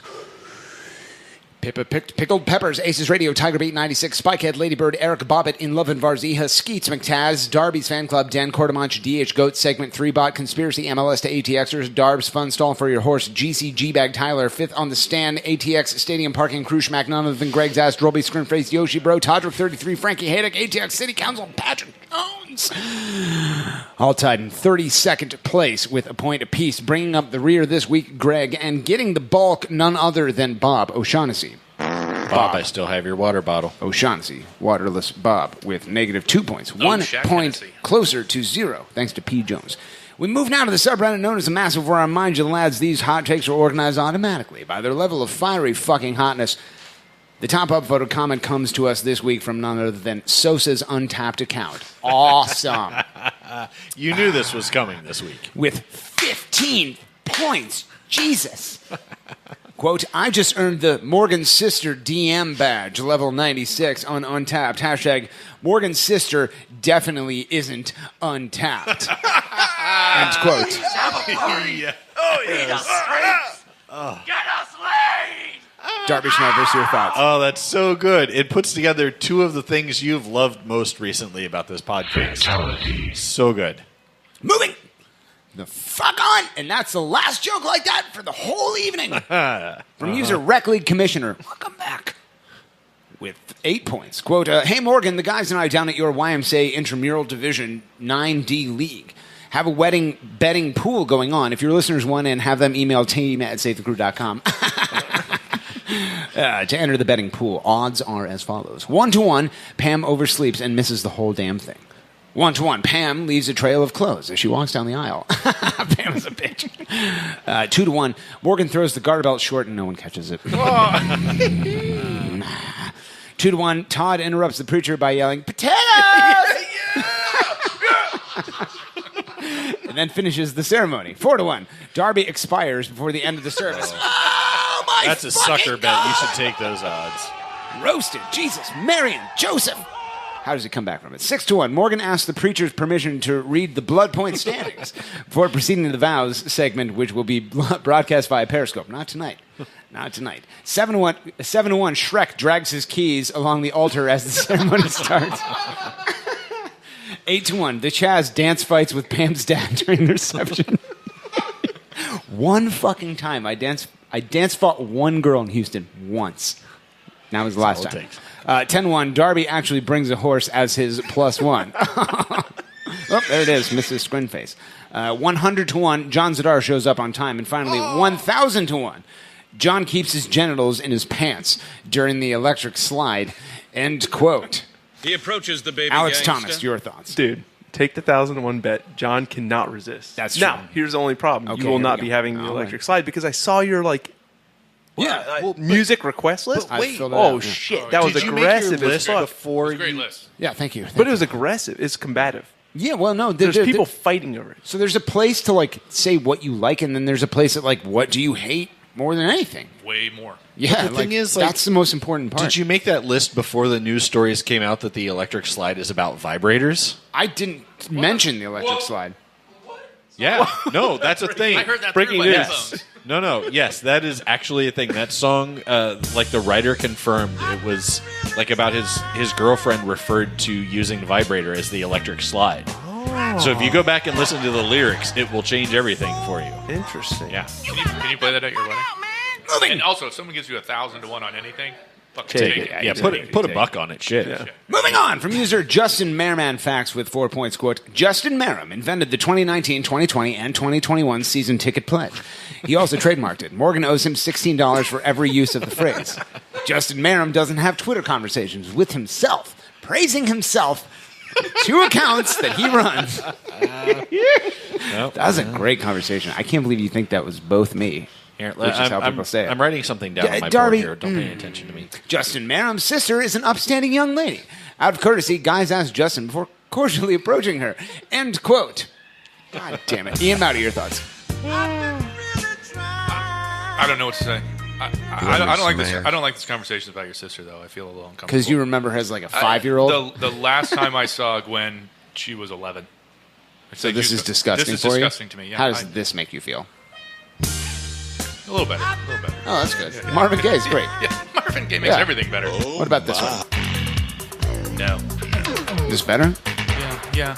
Why am I trying to freak you out? I don't know. Visions of my sister having sex. Because misery loves company. I'm picturing it. No, I'm not. No, I'm not. Nothing. God damn it. Moving on from user Sammy Sosa loves Crew with 4 points. Quote, hello, is this Morgan? This is Sammy. I used to play for the Cubs. I heard on your podcast last week that guys with the last name Sosa were having good luck with your sister. What's her Twitter handle? Hashtag ladies love the long ball. Hashtag YDZ. What the fuck? Darby, what does YDZ mean? What does YDZ mean? I know we looked it up once. And no one remembers. Yeah, I don't know. It's like a young person thing. Yeah, it's which like I a young obviously person thing, hate. and Young like dick connoisseur. That's right. Yeah. What? Connoisseur with a Z? Young dick connoisseur. Moving. With a Z? The fuck on I from thought it you. was a C. No, User- Z, I think. Oh, Z. I thought it was a C. Yeah, YDZ. Yellow Dick Zidar. Ooh. Yeah. The yellow like what? Like Zidar's dick, apparently. Columbus Crew. Moving on from user Sosa's fun bus for your sister. Actually, I think the last time I saw her in person, we were getting on a bus. God damn it, Ian. Stop that. Stop that. With 3 points. Quote, hey, boss, it's me again. The guy that used to drive Morgan's fun van for your kids. Since business was slowing down, I picked up this side gig for this new Peruvian guy. The weird thing is that instead of picking up kids, this guy wants me to just sit outside your sister's house and blare Taylor Swift music until she comes out. He also redesigned the inside of the van with some rather interesting features. I'm not sure what I should mention, but most of what is back there on this family-friendly podcast, but I heard him talking extensively with Chris Doran about the proper way to hang the swing and something about a 3-finger cul-de-sac technique. What's the 3-finger cul-de-sac technique, you ask? Tune in to ACES Stefan to find out. Also, boss, where's your wedding gift registry at? I have to go pick up a wedding gift for Sosa now that he is your sister's +1. Put him down for the beef. Because he's going to need all his energy that night. And the next day. Oh, yeah. Something about handing out blood points and bringing the bulk. I think he spends too much time listening to this podcast. Well, I have to go now and install that industrial strength shock absorber system on the van and reinforce the chassis. Don't want to be blowing out all 4 tires on 270 like last weekend. Hashtag PM me, your Morgan's sister. Hashtag he's getting the beef, so she's getting the bulk. Hashtag Marvin Gaye on repeat. Hashtag 4 hashtags. Hashtag that breaks the pattern. Hashtag YDZ. Hashtag heck yeah, Skeets. Heck yeah, Skeet motherfucker. End quote. God damn it! Alex Thomas, your thoughts. Oh, man. Dude, that's a lot of beef. Oh, I'm sorry. There's a response. There is. You want to go ahead, Drebs? Yeah. From username Morgan Soundboard, celebrate drop. God fuck. Yeah! No! Solanomax, don't touch my sister! Eduardo Sosa, get in the DMs. No! You put that dick away! You put that dick back in the train! Dick pics for life. Yeah, go 90. You go see your you don't see my sister ever again! You put that dick back in the train! No, everyone stop clapping! Leave the dick in your train! Disconnect your penis and put it in the compartment labeled dick compartment. Moving the fuck on. From user JellyMonster96. Ew. With 3 points, quote, for the sake of Darby's bank account, I hope he stayed away from Build-A-Bear today. End quote. What does this mean? A little background. What does this mean? So it's Pay Your Age Day at Build-A-Bear, where Greg is the manager. That's why he's not here tonight. He's Greg managing. works there. So they had to, call in, police presence and cut the lines off because the lines are so long. Really? Yes. The child or whomever, or the fucking centenarian, pays for the bear the number of their age. Wow. So for Darbs, the Build-A-Bear would cost $6,000 or something. That seems like you wouldn't want to do that. Yeah, I'm just not going to do that. I would go in its regular price. Oh, okay. That's great. That's smart. Ain't nobody got time for that. Moving on from user Gwyneth Sosa. Awesome. 4 points. Quote, play this. Not a sing-along, just background music. Okay. Oh, nice. It's great. We can't just get through one episode without fucking music. It's awesome. And then there's this. Oh, great. Oh, this is awesome. My dearest Eduardo, mi amor, my heart aches that I have not been Why able does she have an accent? to... That's how it works. Shut up. You catch it. Darby, Peruvian goddamn accents. I mean, It's an you STD. get that dick, and all of a sudden you pick up the accent. there you go, man. Nope, that's not. Mi amor, my heart aches that I have not been able to respond directly to the definitely very sexually explicit message you sent to me on Instagram. When I saw the photo of you, when I saw the photo of your meat and potatoes, I thought that they were pretty dang cool. Unfortunately, my brother Morgan, the continuing loser man, who does not smell great and is not great with kids, became aware of our love and is trying to sexually repress me because he thinks women should have no rights. He is also jealous because our mother loves me more and promised that I would one day rule over her caster empire. I have come up with a plan to meet for us to meet, though. On the 28th of July, Morgan will be preoccupied with his girlfriend's wedding, and I can sneak away to meet you. You should plan to find me at the Rest Stop of Love on I-71 between Columbus and Cincinnati. There, we will consummate our love. Once you have completed inside of me, How good does that feel to say? we can fly to Vegas to be married, because Vegas is definitely the place where things from Columbus relocate to, and not shitty-ass Austin. Eduardo, I'm counting down the days until we can meet, until I can have your big Peruvian Doran inside of me, because you're Peruvian. You're from Peru. God fucking This damn is it. great, dude. What a terrible, terrible episode. Ian Maute, your thoughts? Can I come back next week? Who is that? You want Is to that hear what more of Eduardo these says? jokes? Is it like this? Is it like this every week? It is not. I mean, This is great. It's kind of. Usually, from now on, it will be. Usually, people are way thought more we were gonna- appreciative of how talented and great I am. I thought at we were going stuff. to sit here and watch you guys talk about soccer, but this is amazing. No, there's we like never none of do that. So this is not a soccer Well, there podcast. was a little bit, but Yeah. no. Watching you squirm, talking about your sister getting Peruvian loved. And he brought it up. That's the beautiful Right. thing. He It's voluntarily your brought this on show. himself. It's your show. It's Darby's show. You can talk about what you want. Well, it's Count Crogdale's show. She just brings it. Whatever. She's the a fuck. producer. Moving on from user Lamborghini with 3 points. Quote, hashtag Morgan's fun trailer for your kids. A great place for kids to hang out while their parents get some drinks at Land Grant. What does this mean? End quote. Alex Thomas, your thoughts. Can somebody roast John Zadar?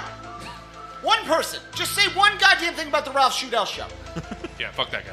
I hate Ralph Shudell.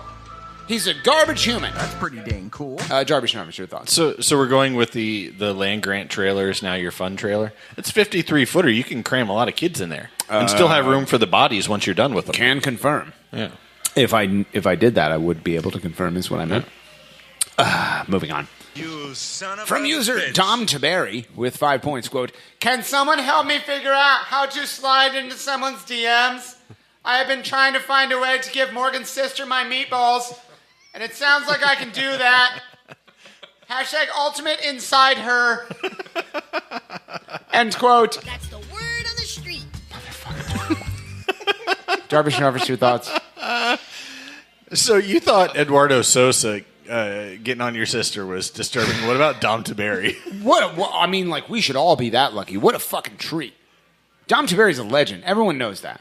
And if Dom Taberry's in my family, that's just one step closer I am to He would be Harris. in your family. That's right. He would be in your Yo, family. Rhonda Harris, All of you them. get over here. I'm your husband because Dom Taberry is having sex with my sister. Salon X, you dirtbag. Put your dick away. You get back on that train, you dirtbag motherfucker. Your wife's name is Salon X's wife. That's it. I'd like to thank myself for stopping by today. Yeah. What a treat. What a treat. Moving on from user Ghost of Stern John with 3 points, quote, hashtag fuck Precourt, end quote. Alex Thomas, your thoughts. I can confirm. I like that one. Who was that? That was Ghost of Stern John? Yeah. Oh, the front runner at this point. Moving on from user 50 Shades of Greeley with 2 points, quote, as they entered the council hall, I slowly held my breath. Anthony and I have dreamed of nothing more than dripping hot melted queso all over our fans in Austin. Do you see how much they like the things we say? I wonder if it is still lust at first sight for them as I extend my large community package for all to see. My desire explodes like a 4th of July throughout my body. I know, I've been called a sadist before, but this is taking it to a new level. I think about the hot sweat and pain that I'll impose to my fans as they wither away in the steamy hot Texas sun, walking miles to get to my stadium. I think about how my lack of improvements to the infrastructure around the stadium will cause flattened bike tires and will make many miss games they have tickets to. And I think about how I'll blame them for not showing up and making the stadium look even more empty. I think about the money for public housing that I'll be taking away from the city as I place another My Commitment to Austin ad in the local paper. I think about how much I enjoy turning an entire city and making them feel the pain of being a villain because of how I'm forcing this team on them. Desire and anticipation is spawning in my belly. I come across as a fan, and he asks me why other proposals are making it hard to defend mine. I slowly embrace him and pick him up and spin him around. Like how I spin my shitty deal into something good for the city, I see more of them online using my talking points and defend it like it's science. A small moan escapes my mouth as my insides melt and unfurl, making these normally people look like idiots by listening to me. Well, it brings me pleasure that is not able to be described by words alone. I sip my Zima. End quote. How about new? Boring. The fucking... Ian Maute, your thoughts? Boring. See, we have this whole thing going where, like, somebody with the Dave Greeley account gives one of these things every week, and I feel like at the end of the season, it's going to be, like, released as a book. Oh, like a haiku book or something. No, I don't mean it like that. No, it'd be Like a whole the sushi novel place? by the time it's all said and done. That's exactly right. Actually, let me fax this to myself and check this out.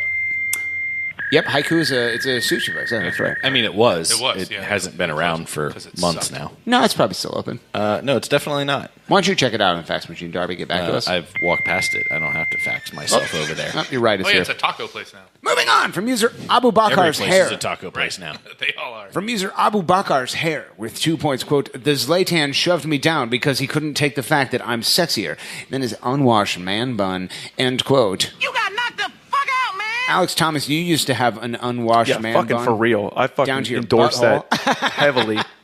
Yeah. How better is this summer than all the summer since 1992? It's not a lot different, man. When you had dreadlocks. No, the thing I'm finding out, All it right. wasn't necessarily the neck beard, is what's really making But me hot. that was awful. Yeah, That's it what kind it of is. sucks, Okay. but that's a little weird. Do you miss it? Yeah, a little bit. I'm coming up on a year. July 21st will be a year. So you had a neck beard and dreadlocks? I had really long dreads, yeah. What about the neck beard part? I don't remember Yeah, this. like No, when he I'm pooped, just saying, they were in the if I need to toilet. cool off, shaving for sure is makes me cooler, quicker. It's like the crystal than- waters than, of you know, white not guys having with hair. dreads. Yeah.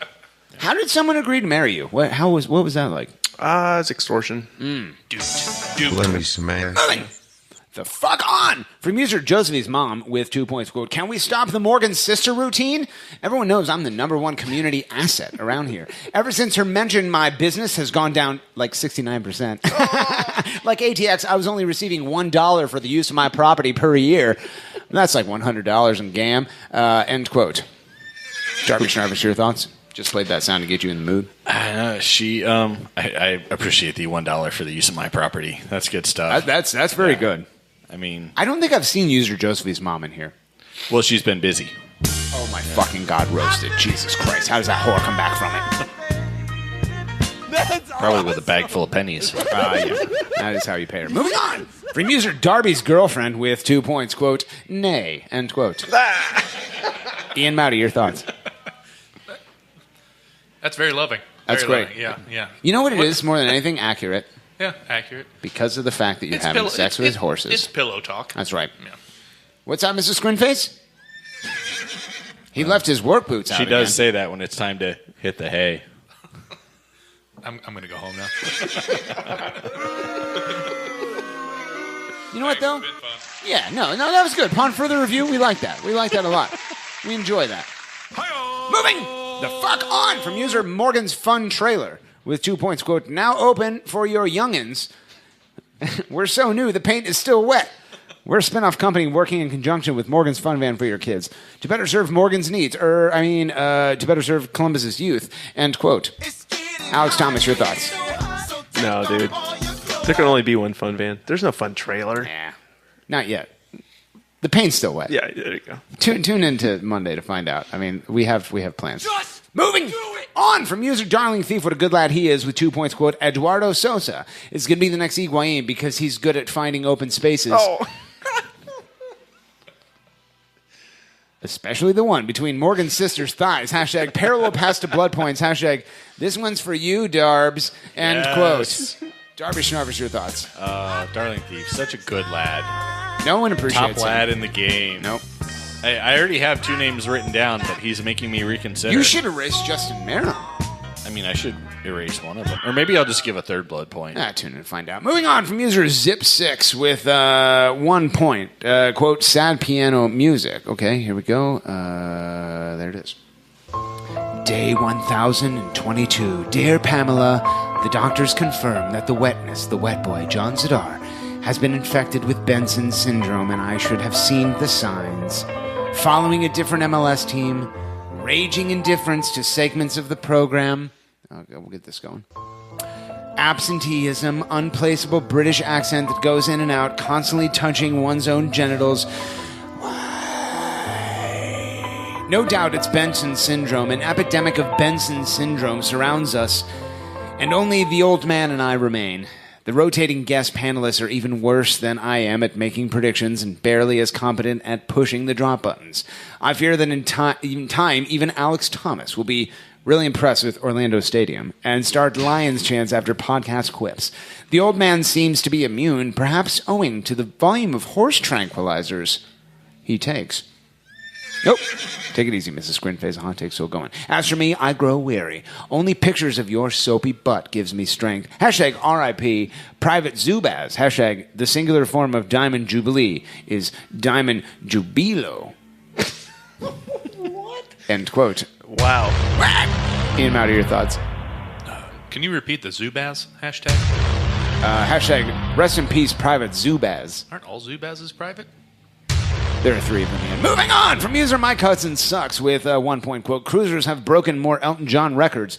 He seems to have a lot of records. And Crewzers, by the way, Crewzers don't have a musical instrument. Crewzers don't have a guitar or an organ. No organ. Elton has an organ and lots of other people helping. No, Crewzers have broken a lot of records. Crewzers have broken virtually every record because, look, Crewzers only need this space. They need much more room. For basketball, for hockey, for all the sports, they need a lot of room. Crewzers don't need it. Crewzers have people in that space, so Crewzers break all of these records. Really, Crewzers do it without, the musical instruments. This is the only musical, the foot. And hopefully the brain attached to the foot, right? The brain, more importantly than the foot, is the brain. The brain is much more important. Hashtag drugs. End quote. Drabs, help. Mike Hudson, please introduce me to your dealer. I want whatever the fuck it is that you get. What are you doing? Mike! Mike, what are you doing? Well, before you beat that child, before you smack that juvenile, do you know what he's talking about? Mike! What the fuck is this? Guy, that's your president. You've been doing this shit for 3 fucking years! Guy, that's your president. What are you talking about? What are you doing? All right. And put your shirt on. Put your fucking shirt on! It's your goddamn profile picture on Instagram. Your mother is looking at you. Put on your shirt! Okay. Moving on. From user Morgan's Anal Leakage with 1 point, quote, blurp. End quote. Ian Maute, your thoughts? I have none. Right. He's given this no thought whatsoever, Morgan. Moving the fuck on from user Liga MX to ATX bot with 1 point. Hola y saludos compañeros. That's not the word. If this is all in Spanish, no, it's not. Now that MLS gives no fucks about image or credo or anything that would give it a badly needed facelift by trying to wrench the crew to Austin, those in the know of Liga MX have devised similar plans. We designed 2 prominently historic Liga MX teams in an entertaining friendly to experience how Austin ama el fútbol, which is Spanglish for Austin ama el fútbol. Now, everyone up to and including the craven Austin ghouls that salivate over the theft of the crew knows That McCalla Place is a done deal. Ink is dry, shovels in the dirt, etc., etc.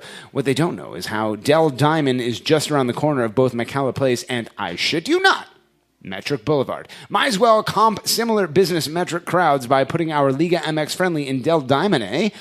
Anything short of a sellout in the current atmosphere would be a complete and utter fucking embarrassment to any group looking to move any team there. Can't imagine any queso lovers with an awkward photo of their panic-stricken expression just prior to any vital city council meetings would consider subpar ticket sales an issue. I mean, what AT excuses could there be for not selling out the game? Ooh, I like that. AT excuses. Did that just get invented, or has that been around for a while? That's the first time I've seen it. Fantastic. Nobody in Austin really cares about the teams? Yeah, right. Our offices were just told about the large Hispanic community in Austin. Liga MX TV ratings in the U.S. are a complete dream for MLS right now, too. But it was too hot. LOL. Austin is apparently the only city in the U.S. to experience temperatures above 85 degrees. Good luck to those walking to McCalla from 20 minutes away in that heat for the Austin Athletics FC or whatever the fuck name they're going to be. The game wasn't marketed well. Yeah, whatever. This would be an odd AT excuse, considering how that exact point has been used against the Crew fans trying to Crewzplain, a significantly slashed PSV marketing budget. It turns out that Austin really isn't that much different of a scenario than Columbus regarding its sports entertainment landscape, and that any issues that Columbus would have translate directly to Austin Aztec FC. Nah, this one couldn't possibly be true. Oh well. As in line with PSV, we probably won't be doing any relevant homework or any prep work whatsoever, so we'll interpret this data point as a positive in moving a crucial and historic sporting asset to a city that truly has shown it loves soccer. Hashtag Dell Diamond Jubilee. Hashtag Cobardes Gurste Austin. Hashtag Drungus Scrungus smells old and is old with horses. Hashtag Drungus Scrungus is a Latin term for old man. End quote. Drungus Scrungus, your thoughts? Yeah, big fan of the AT excuse. That may be our version of Crewzplaining now. But yeah, it did kill me that you did see the excuse bots starting to come out. Did they? They were literally I've muted saying, all of them, all 7 of them. There are literally 7 people you wind who up care seeing about this. like Crew people retweeting screenshots and stuff, which is the only way most of us see the trolls now. Thank you, Bridget. Yeah. So, yeah, it was pretty funny. Yeah, fantastic. Ain't nobody got time for that. Moving on from Mr. Greg Glitter 420 with 2 points. Quote, I consider this Stormy Daniels story a missed opportunity for hashtag Save the Crew movement. Is Zidard too busy to design up some Save the Crew nipple tassels or a fuck pre-court G-string? You could then sell them on the Save the Crew store. Word on the street is Sosa has already pre-ordered a case. Wonder who those are for. Let me smash. End quote. Ian Maute, your thoughts? I think it's a great idea. Missed opportunity. As we talked about, Stormy's back tonight. Oh, is that right? Tonight. Tell us more. Tonight. No, Sirens. Well, there's been a lot of motion. She's Yeah. moving around. Holy shit. Yeah. She switched places? Yeah. She switched places. Where I are think those- she's registering voters tonight, too. I think that's one of her moves. So. What a great woman. What a great woman. She's a patriot. She wants you to fill her ballot box. I knocked people out with my tits. I got arrested for it. I got cleared. got- and then I'm registering people to vote. Yeah. And She's basically a Columbus hero at this point. It's great. Yeah. Yeah. She literally has So she accomplished moved- more today in this city that she doesn't live in than I have in my entire life. She got off on a technicality for a law that hasn't been enforced one time in the 11 years it's been on the They're like, books. that stripper acted like a stripper. Alex, if it's all right with you, I want to give my 4th man ball to Zach Klein. I'm cool with that. She's not a regular worker. Gone. She's not. Moving on from user Columbus Lab with 1 point quote. I heard that drop about Morgan wanting to really give it to me. I'm a bit concerned. I know he likes my account, but that's a little much. It's almost as if he's Derby and I'm the 1924 Kentucky Derby winner. By the way, Morgan, tell your sister I'm sorry for not calling her back after Saturday night. End quote. What the goddamn fuck are you talking about, Columbus Lad? I thought we were sweet. I thought we were sweet friends, which is what people call each other. Is that Sweet friends? I'm a sweet friend of yours. Do you have a drop relating to this? No, Darby. I don't. I think I might. I think I do. Sweet friends Ooh, club? can I play mine first? I mean, you can do whatever you All right, here's mine. This is me. I wouldn't feel anything inside a horse, I'm sure. Oh, wait, no, that's you talking about having sex with a horse. You know, who knows? I mean, I'm just glad that things still come out of my penis. It's not coughing dust That's every you time. again. That's actually you again. Those are Oh, two drops of you. Yeah. That was AGS. Hard want to give it to Columbus Lad. Was that you? No, I didn't sound anything like me. Really hard want to give it to Columbus Lad. That sounds a lot like Janie, I really hard want to give it to. No one can prove that's me. No one can prove that. Moving on from user. What? Don't do that one. Well done, Justin Merrim. Yeah, you can't prove that's me. I would never say a nice thing about a Michigan because you athlete. say Justin Merrim facts. Fuck Michigan. Well done, Justin Merrim Fuck facts. Ann Arbor. And fuck Tim Biakapatuka. Moving on from user Greeley Bad Ideas. With 1 point, quote, Dave sits his bony butt on a return vent in his condo at the Domain. The air conditioner is on full blast, and he's listening to Catch a Falling Star by Perry Como. He's wearing tighty whities and a black muscle t-shirt with green letters that say, or motherfucking will it.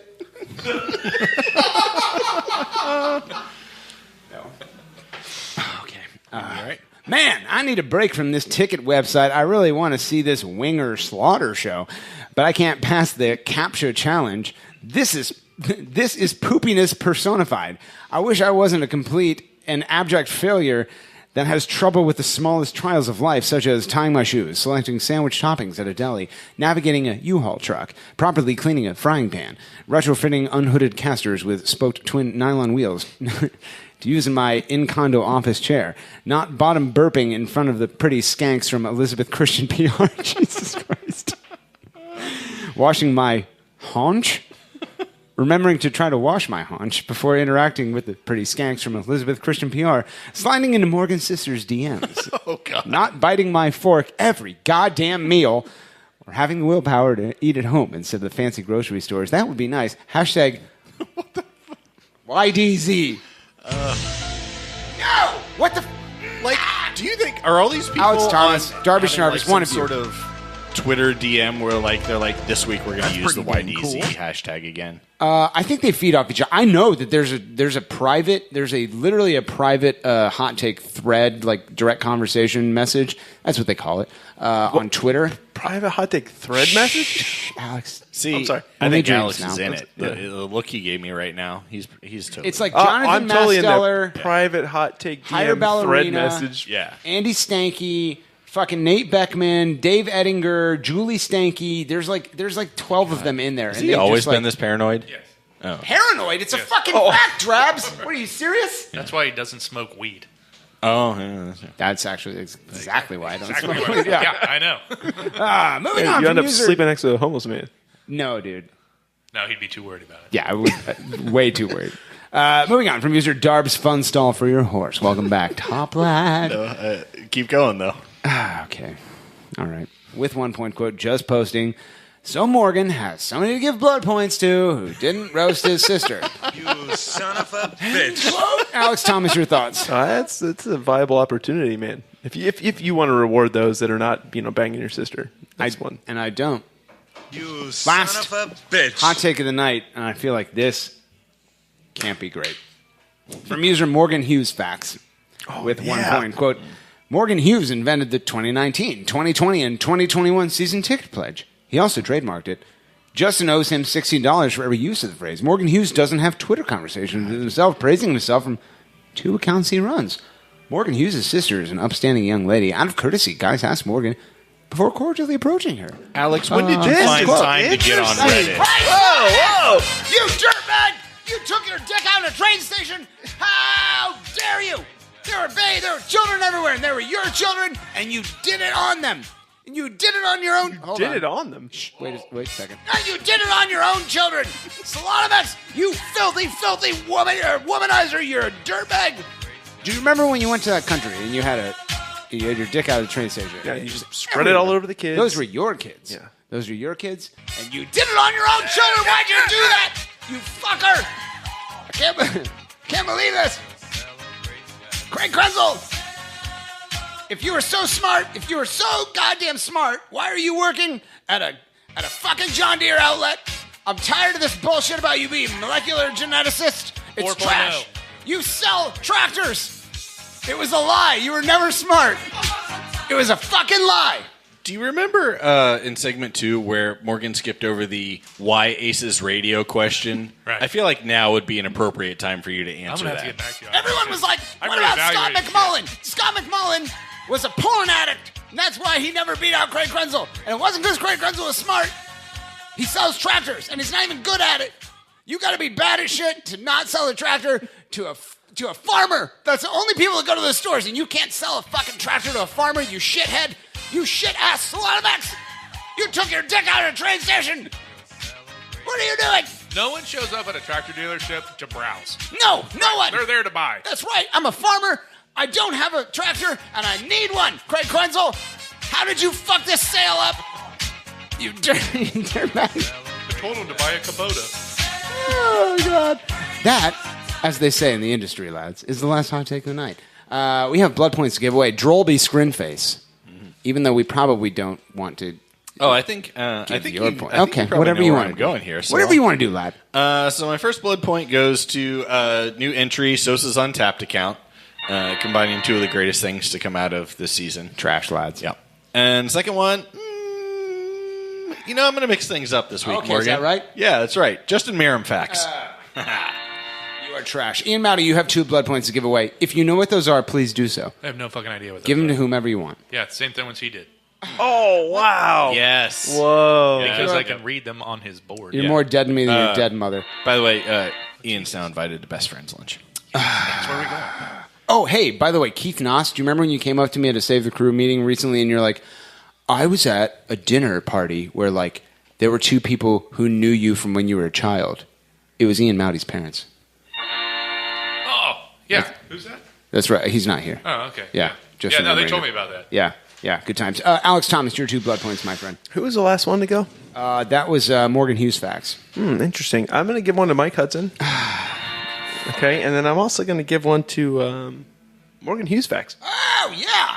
Oh, you're feeling Alex, that one, huh, bro? Yeah. John Zadar, get well soon. Please come back. Nice. Save us from Alex. Yeah. Nice. I feel like that last one was probably they probably just submitted really late, or else they probably would have been closer to the top. Probably. With the most upvotes. That's probably right. That's probably It's right. probably just like a late submission because they work real hard and they're like busy making stuff. They and, work like, real hard. Yeah, And Alex, you know who they remind making me like of? Myself. You missed your true calling. Yeah. You should have been a ventriloquist because you speak very clearly with Morgan's dick in your mouth. Oh, you too, Drabs. You know why? Because your views remind me of Jeff Dunham's. Oh, shit. Well done, myself. Well done. Ventriloquist joke. That's not He's too going to often be you at see the that. state fair, Holy shit. incidentally. That was good. My first... Who is? Jeff Dunham. Really? He's going to be at the state fair, Do yeah. people still watch that? Apparently so. On purpose, yeah. Well, Trump is president. I people guess that still makes also sense. pay like $40 to go see Stormy like Daniels? Winger and whoever the Dave fuck. Greeley. Like, that's a thing. Stuart Winger sucks. My first blood point goes to Zip 6, of course. That guy's stepping up his game. And my second blood point goes to Josephi's mom. Great to have Josephi's mom back. Wow, what a rare treat. What a rare treat it was. I mean, this has been Not that fun. rare. Not that rare indeed. Another edition of the battle for the grand prize. And you already know, so let your head nod throughout the outro. Now as the curtains close and it's time to go, El DeVeast almost out like a manifesto. So let's make a toast to all the friends and fam, the folks involved since we started the jam, and to a world full of people who It's a very long outro, John. what you can and can't do, better recognize. Salty eyes ain't a thing, cause we realize that when we doing what we love, that's the grand prize. Oh yeah, baby. No, you can't, Walter. You're a dead person who was. You had your hand, an ass. Your ass had a hand up it, and that person's hand was a racist Hollywood Australian boy named Greg Benson, and he's dead. How about news? Moving on, we have score predictions to update from last week. What a rare treat last week was. I'll tell you what, lads. Crewzers FC taking on LA Galaxy. The guest, a.k.a. Patrick Jones, a.k.a. P. Jones, a.k.a. I'm drinking a natty light behind a Rax restaurant. I've earned the go fuck yourself badge. No one cares about what fucking beer you're drinking. Stop putting it in my life. Everyone thinks that you are dumb and that you do dumb things. You said it was going to be a 2-2 tie. That was not true. It was a 0-4 loss. You get 0 points. May God have mercy on your soul. John Zadar, a.k.a. the wet boy. Even though Alex Thomas predicted for you, you then tweeted a prediction for the second time in 3 weeks. Good for you, pal. I think that's called a trend. You said it was going to be a 2-1 Crewzers FC victory. Sweet monkey tits in heaven. It was a 0-4 loss. You're very far away from the right call, and you get 0 points. May God have mercy on your soul. Drabby Shranfus, a.k.a. Drolby Scrinface, a.k.a. the horse boy, the horseman. everyone's favorite ancient ruin. You said it was going to be a 1-1 tie, and you're comically horrible at score predictions. You get 0 points. God have mercy on your soul. Morgan Hughes, continuing champion, number 1 handsy boy, smells great, great with kids, very humble. Everyone's saying that guy has a good grasp on the ground. He has his finger on the pulse, even though he wasn't invited. And get your hand off my pulse is what this says. I'm uncomfortable. You said it was going to be a 0-2 loss, and while that was very close to being true, until Ashkenazi came on. Alessandri, there it is.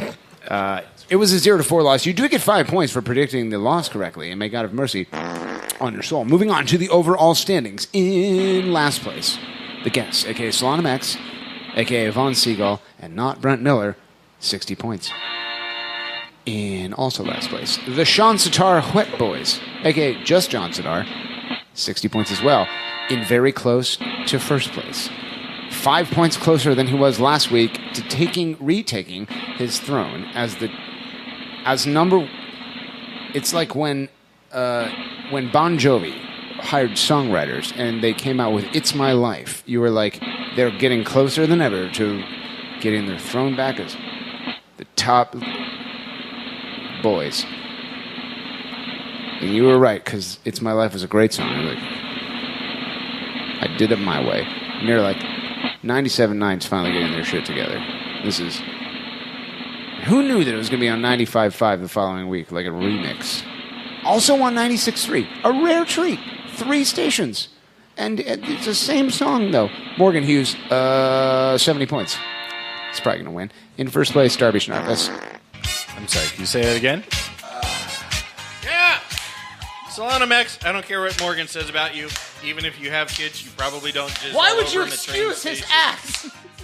There's only a 30% chance that you jack off on children in train stations. 30% is worth investigating. I can't believe you're defending not that. according to And Jim we're not Jordan. even sure that they're your kids. If you really think about it, they're probably somebody else's. I have thought about it. Your Asian wife is probably 30% cheating on is you enough. with a closer man, a more manly man. So This is why everyone says you're going to lose this contest, Darby. I can't believe this. How outrageously embarrassing for you as a man. Moving on, Crewzers FC traveling to Yankee Stadium this weekend, taking on NYCFC. Before we get into our thoughts on the game, we go now live in studio for the second week in a row, not pre-recorded at all. Alex Thomas with a weather report in 3, 2, 1. And now, an ACES radio exclusive. We want it now! The Weather Report with Uncle Sportsman himself. If I wasn't Jamaican, Alex Thomas. Then why would I wear this hat? It's gonna rain! Ladies and gentlemen, welcome Alex Thomas back. Do you know that like the week that I put that thing together, you cut your dreadlocks off? And like, if I wasn't Jamaican, why would I wear this hat? Doesn't make any sense anymore. It's all good. We are traveling to Yankee Stadium for Morgan's bachelor party. First off, thanks for having me. For Alex, it's great to be here. Dude, you know what? You know who you remind me of? A younger myself. I feel like a younger you. Yeah. Although not as like ruggedly handsome. Older and from Dublin Kaufman. Yeah. Yeah. We share a lot of similar qualities, though. We really do. Alex, I just want to give you like a... Can we do like a retroactive man ball? I'd like to give you 5 man balls. I'll give you 4. I'll take 5. Okay. Back to you. Right. What up, man? Okay, so team's traveling over to NYCFC this weekend, Saturday. It's a little bit earlier kick than we're used to, 7 p.m. But it's going to be beautiful in New York.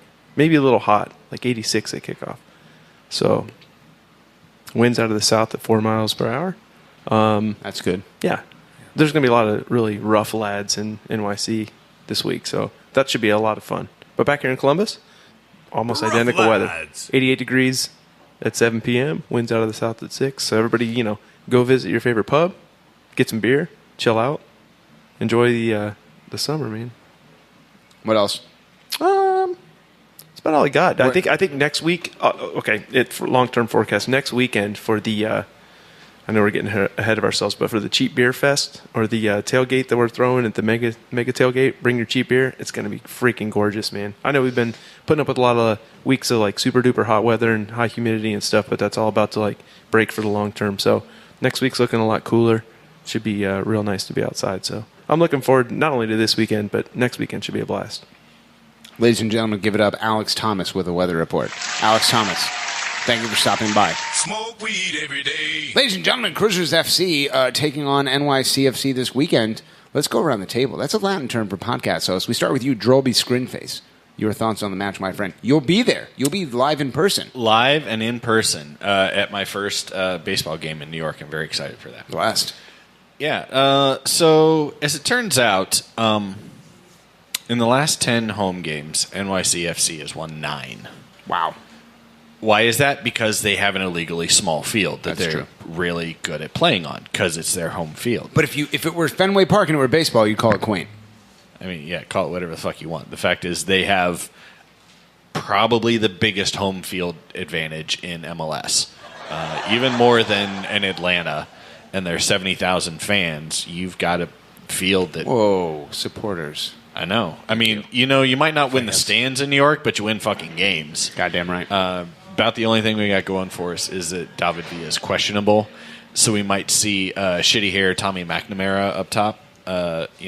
So if you've really wanted to see a game where a guy with scraggly ass long hair and a headband is the feature guy, that's going to be your game. Adam Morrison at Gonzaga is your guy. I think.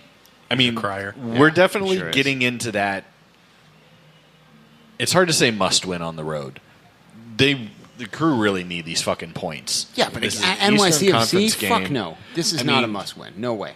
You got to try and get a point out of this. No, I'm not buying that. Why? They're like the best team in the East, other than Atlanta.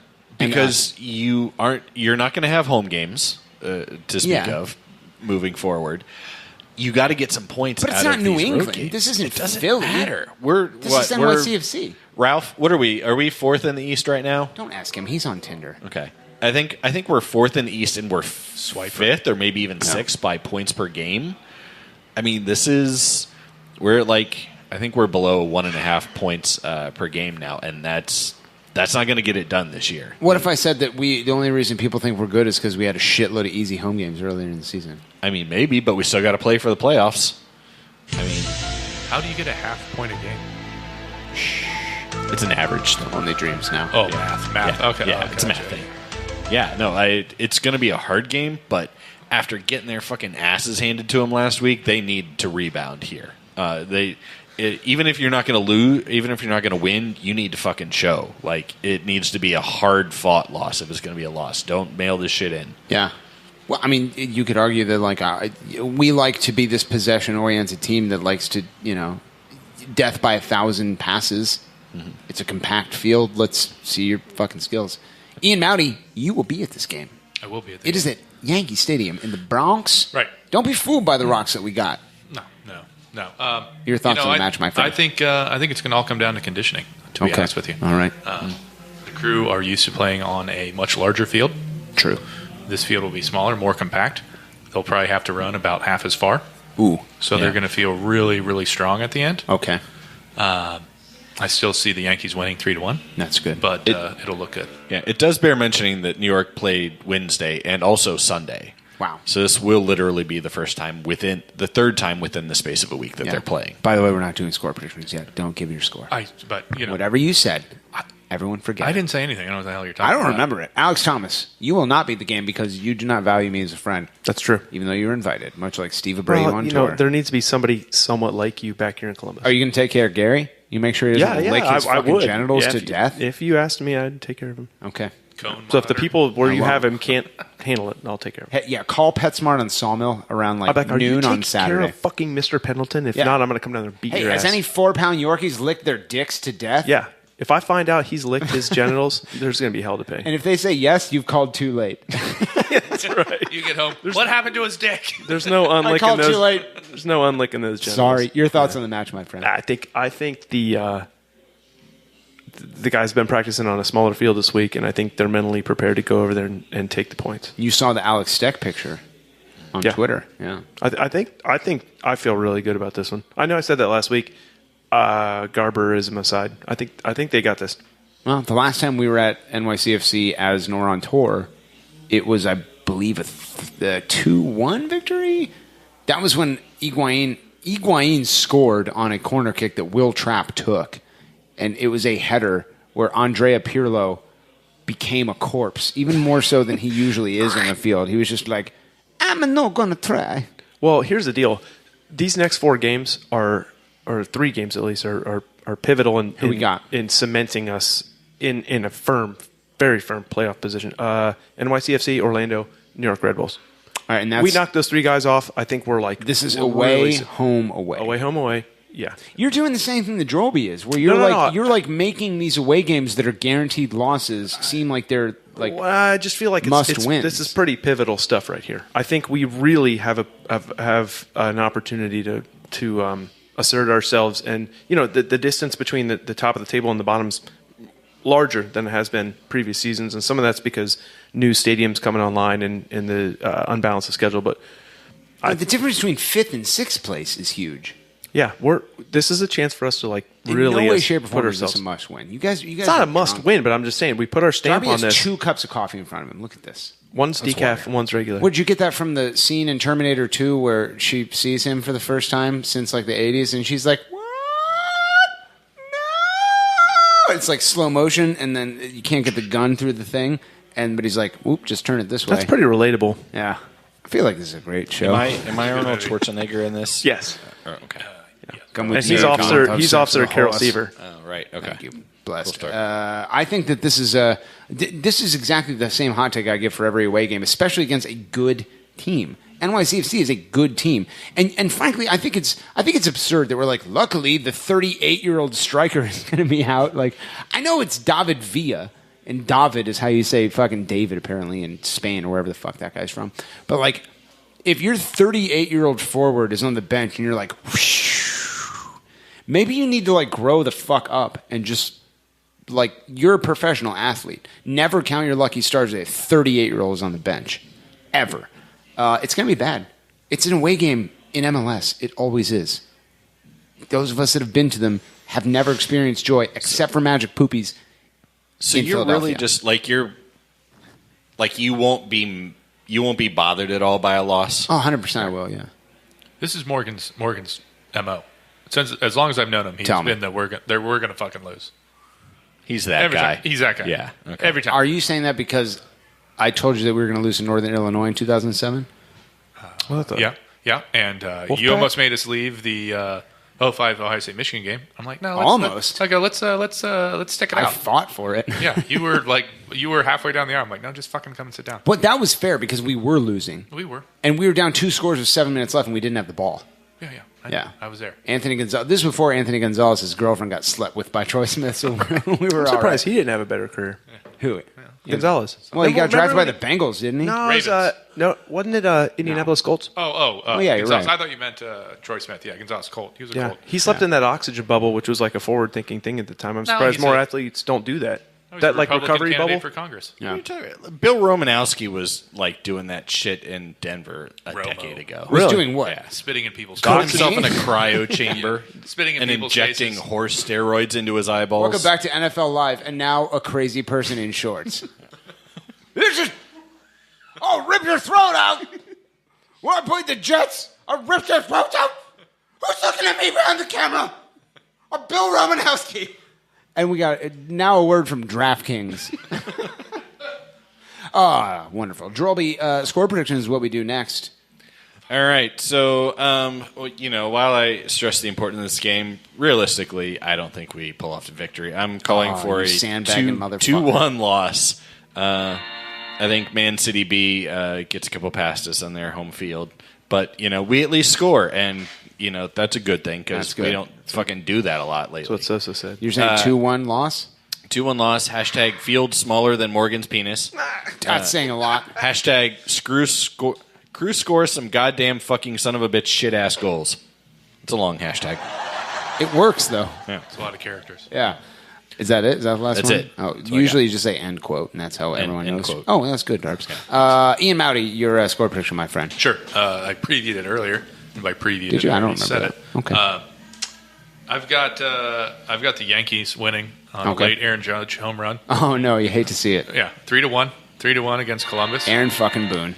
No, not Aaron Boone. Aaron Judge. Who did you say? Oh, Judge? Of course. Yeah, he still plays for the Yankees. My name is Boone's Judge. the manager, unless he's like player manager. Aaron like Boone me. is the manager of the Yankees? Yeah. God, how old are you? Yeah. apparently not as old as Aaron Boone. Yeah, that guy was like 12 when he hit that home run. Yeah, he was. And it was like 5 years ago. Anyway, back to you. Whatever. So 3-1, New York. Hashtag Natty Light. Ooh, Natty Light. I like that. That's good. What is that, a beer we used to drink? A lot. God damn. Well, you can't beat $5 for a 34-pack. I was more of a like Nat Ice guy. Nat Ice. Because you're from Dublin. Yeah. Nat Ice. Yeah, you're like, ooh, this is 5% beer. Hell yeah. Totally Natural worth light ice is just natural. Like, it's just, Yeah. You gotta spend the money. Might as well get the extra alcohol. My sophomore year of high school, I think that was the year we went to the Final Four, but then didn't go to the Final Four. Oh, yeah. With Boban Savovich. Yes, with Scooney Penn and Mike Red and Boban Savage. I came home and I was like, it was like, we still had one more day of vacation. I had a warm 12-pack of Natty Light or Natty Ice in my trunk, and I'm like, it's probably fine. Did you crack them? Did you drink it warm? Oh yeah. Hell yeah. Oh dude. no, it was so. You could do it. Everywhere. You got that. Don't do that, Alex. Your score prediction. All right, man. I feel good about this, so I'm going 2-1. 2-1. 2-1 to the Good Guys. Really? Yeah, man. Hell yeah. Fuck this shit. It looks like soccer is beating baseball 2-1 in that. It is. Oh, man. Yeah. Hashtag Garber Gargles Balls. Okay. Hashtag NYCFDs. Uh-oh. And hashtag Free Chaz. No. Please don't. So I'm thinking maybe somebody's going to need like broken out of jail this week. So you'll be in there with Clem. He knows some guys on the inside. Smuggle a shiv in his beers. Get with Clem on the shower scene inside that prison. Well, I have 15 episodes of the Ralph Shootout show to listen to, so maybe it might do me some good. Nice. I will say this about this trip. I don't... How many? 14. Well, I have the pre-show one. Oh, the pilot. Yeah. Is that the training episode? It is. It's like the Patreon episode of the Shootout show. Oh, it's the Diamond Puberty. Yeah, we call it the SS. Diamond Puberty. The 15th show, Diamond Puberty. I'm going to go on the record. Anybody who's at Pam's bachelorette party in New York City where I'm at? No. Wait, no. what? Pam's in Cleveland. Oh, that's right. I'm not doing shots. Clem. I'm not doing shots. Clem. He's butt chugging. I'm not doing shots. Not doing oral shots. Yeah. Nothing got orally. an IPA or a No lager. one. What do you want? And I mean no one will be meeting the Chads this weekend. Morgan's butthole will be tapped. What the fuck does that mean? No. It won't be. What? Eduardo Sosa just perked up for one. He's like, I don't know Hughes. why. I'm You suddenly say that aroused. like there's precedent. Like if he has 7 shots, his butthole's going to get tapped, as it does. No. As is It tradition. never, no. I say Crewzers FC 1, NYCFC SC 3. Hashtag, and I tried to write don't excuse Solana Mex, but instead I wrote don't excuse CLMX. That's even better. I like So that the one. second hashtag is kiss from a rose. Yeah. Hashtag definitely only girls. I'm a 3-4 man. Hashtag digging for poop. Definitely going to remember to erase that because those two hashtags, they don't go well together. Hashtag Rambo in Rambo Gooner is because of Rambo. Hashtag Cat Sassy Crap Pants. That's a great story. Hashtag Jack Trout, class of 2000. And finally, hashtag check on Darby, who is an elderly man and in danger of heat death. Oh, yeah. You can erase that next week, but leave it on there for now. Well, yeah, because we're still in an event. Yeah, Alex. we're in an event. It's a heat event. Drabs, any volunteer opportunities this weekend? No, we actually managed to fill up, but the Columbus Cup of Nations is happening on Saturday. Yeah. Which will have Save the Crew volunteers there with the tent. Remind us spread the quickly of word. what that is. It's a tournament with people playing soccer. Oh, from Nations? Sponsored by Chris, who we've been partnering with for community assist and that sort of thing. They do some really awesome stuff. It's out at the Easton Soccer Fields.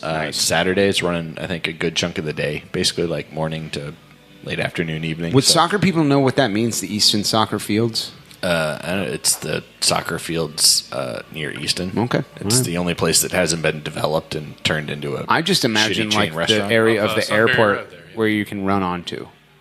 No, it's like I'm pretty open sure part. it's the east side. Like West side of Easton. Karen west side, Crognow's thank front you, yard. not east side. South I'm of terrible Morse with on the west directions. side of Easton. Yeah. So like not far from the indoor soccer fields. Correct. But like across whatever that street It's is. just west of the chiller complex out there. Yeah. Okay. So, That's it? Yeah. All right. Alex Thomas, what's GCG bag got going on this weekend? I think they're going to be hanging out at that Chris thing. Oh, is that right? Being the upstanding lads that they are. Okay. Yeah. Everybody get out there and support that. That's really cool. Yeah. We'll be at that bar that we were at 3 years ago before the last NYCFC game. If you want to join us, if you're in New York, What's that called? It's a Heart of Oak supporter bar. Oh, yeah. Watch out for the sandwich boards and wherever you have to pass a test to join an NYCFC supporter group, we're going to accidentally take that over. And on behalf of benevolent corporate overlord sponsors Blood, Urine, Spit, Salavia, Larry Turd, Foot Golf, Erica Kress, and the dead rotting corpse of Kevin Burns and Steve Bellisari, my name is Carol Seaver. You've just taken in episode 93 of ACES Radio. All Lord Guillermo's people said, free Chaz. Don't fucking free him. No.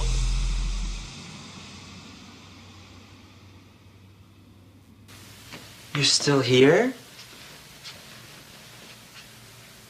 It's over. Go home.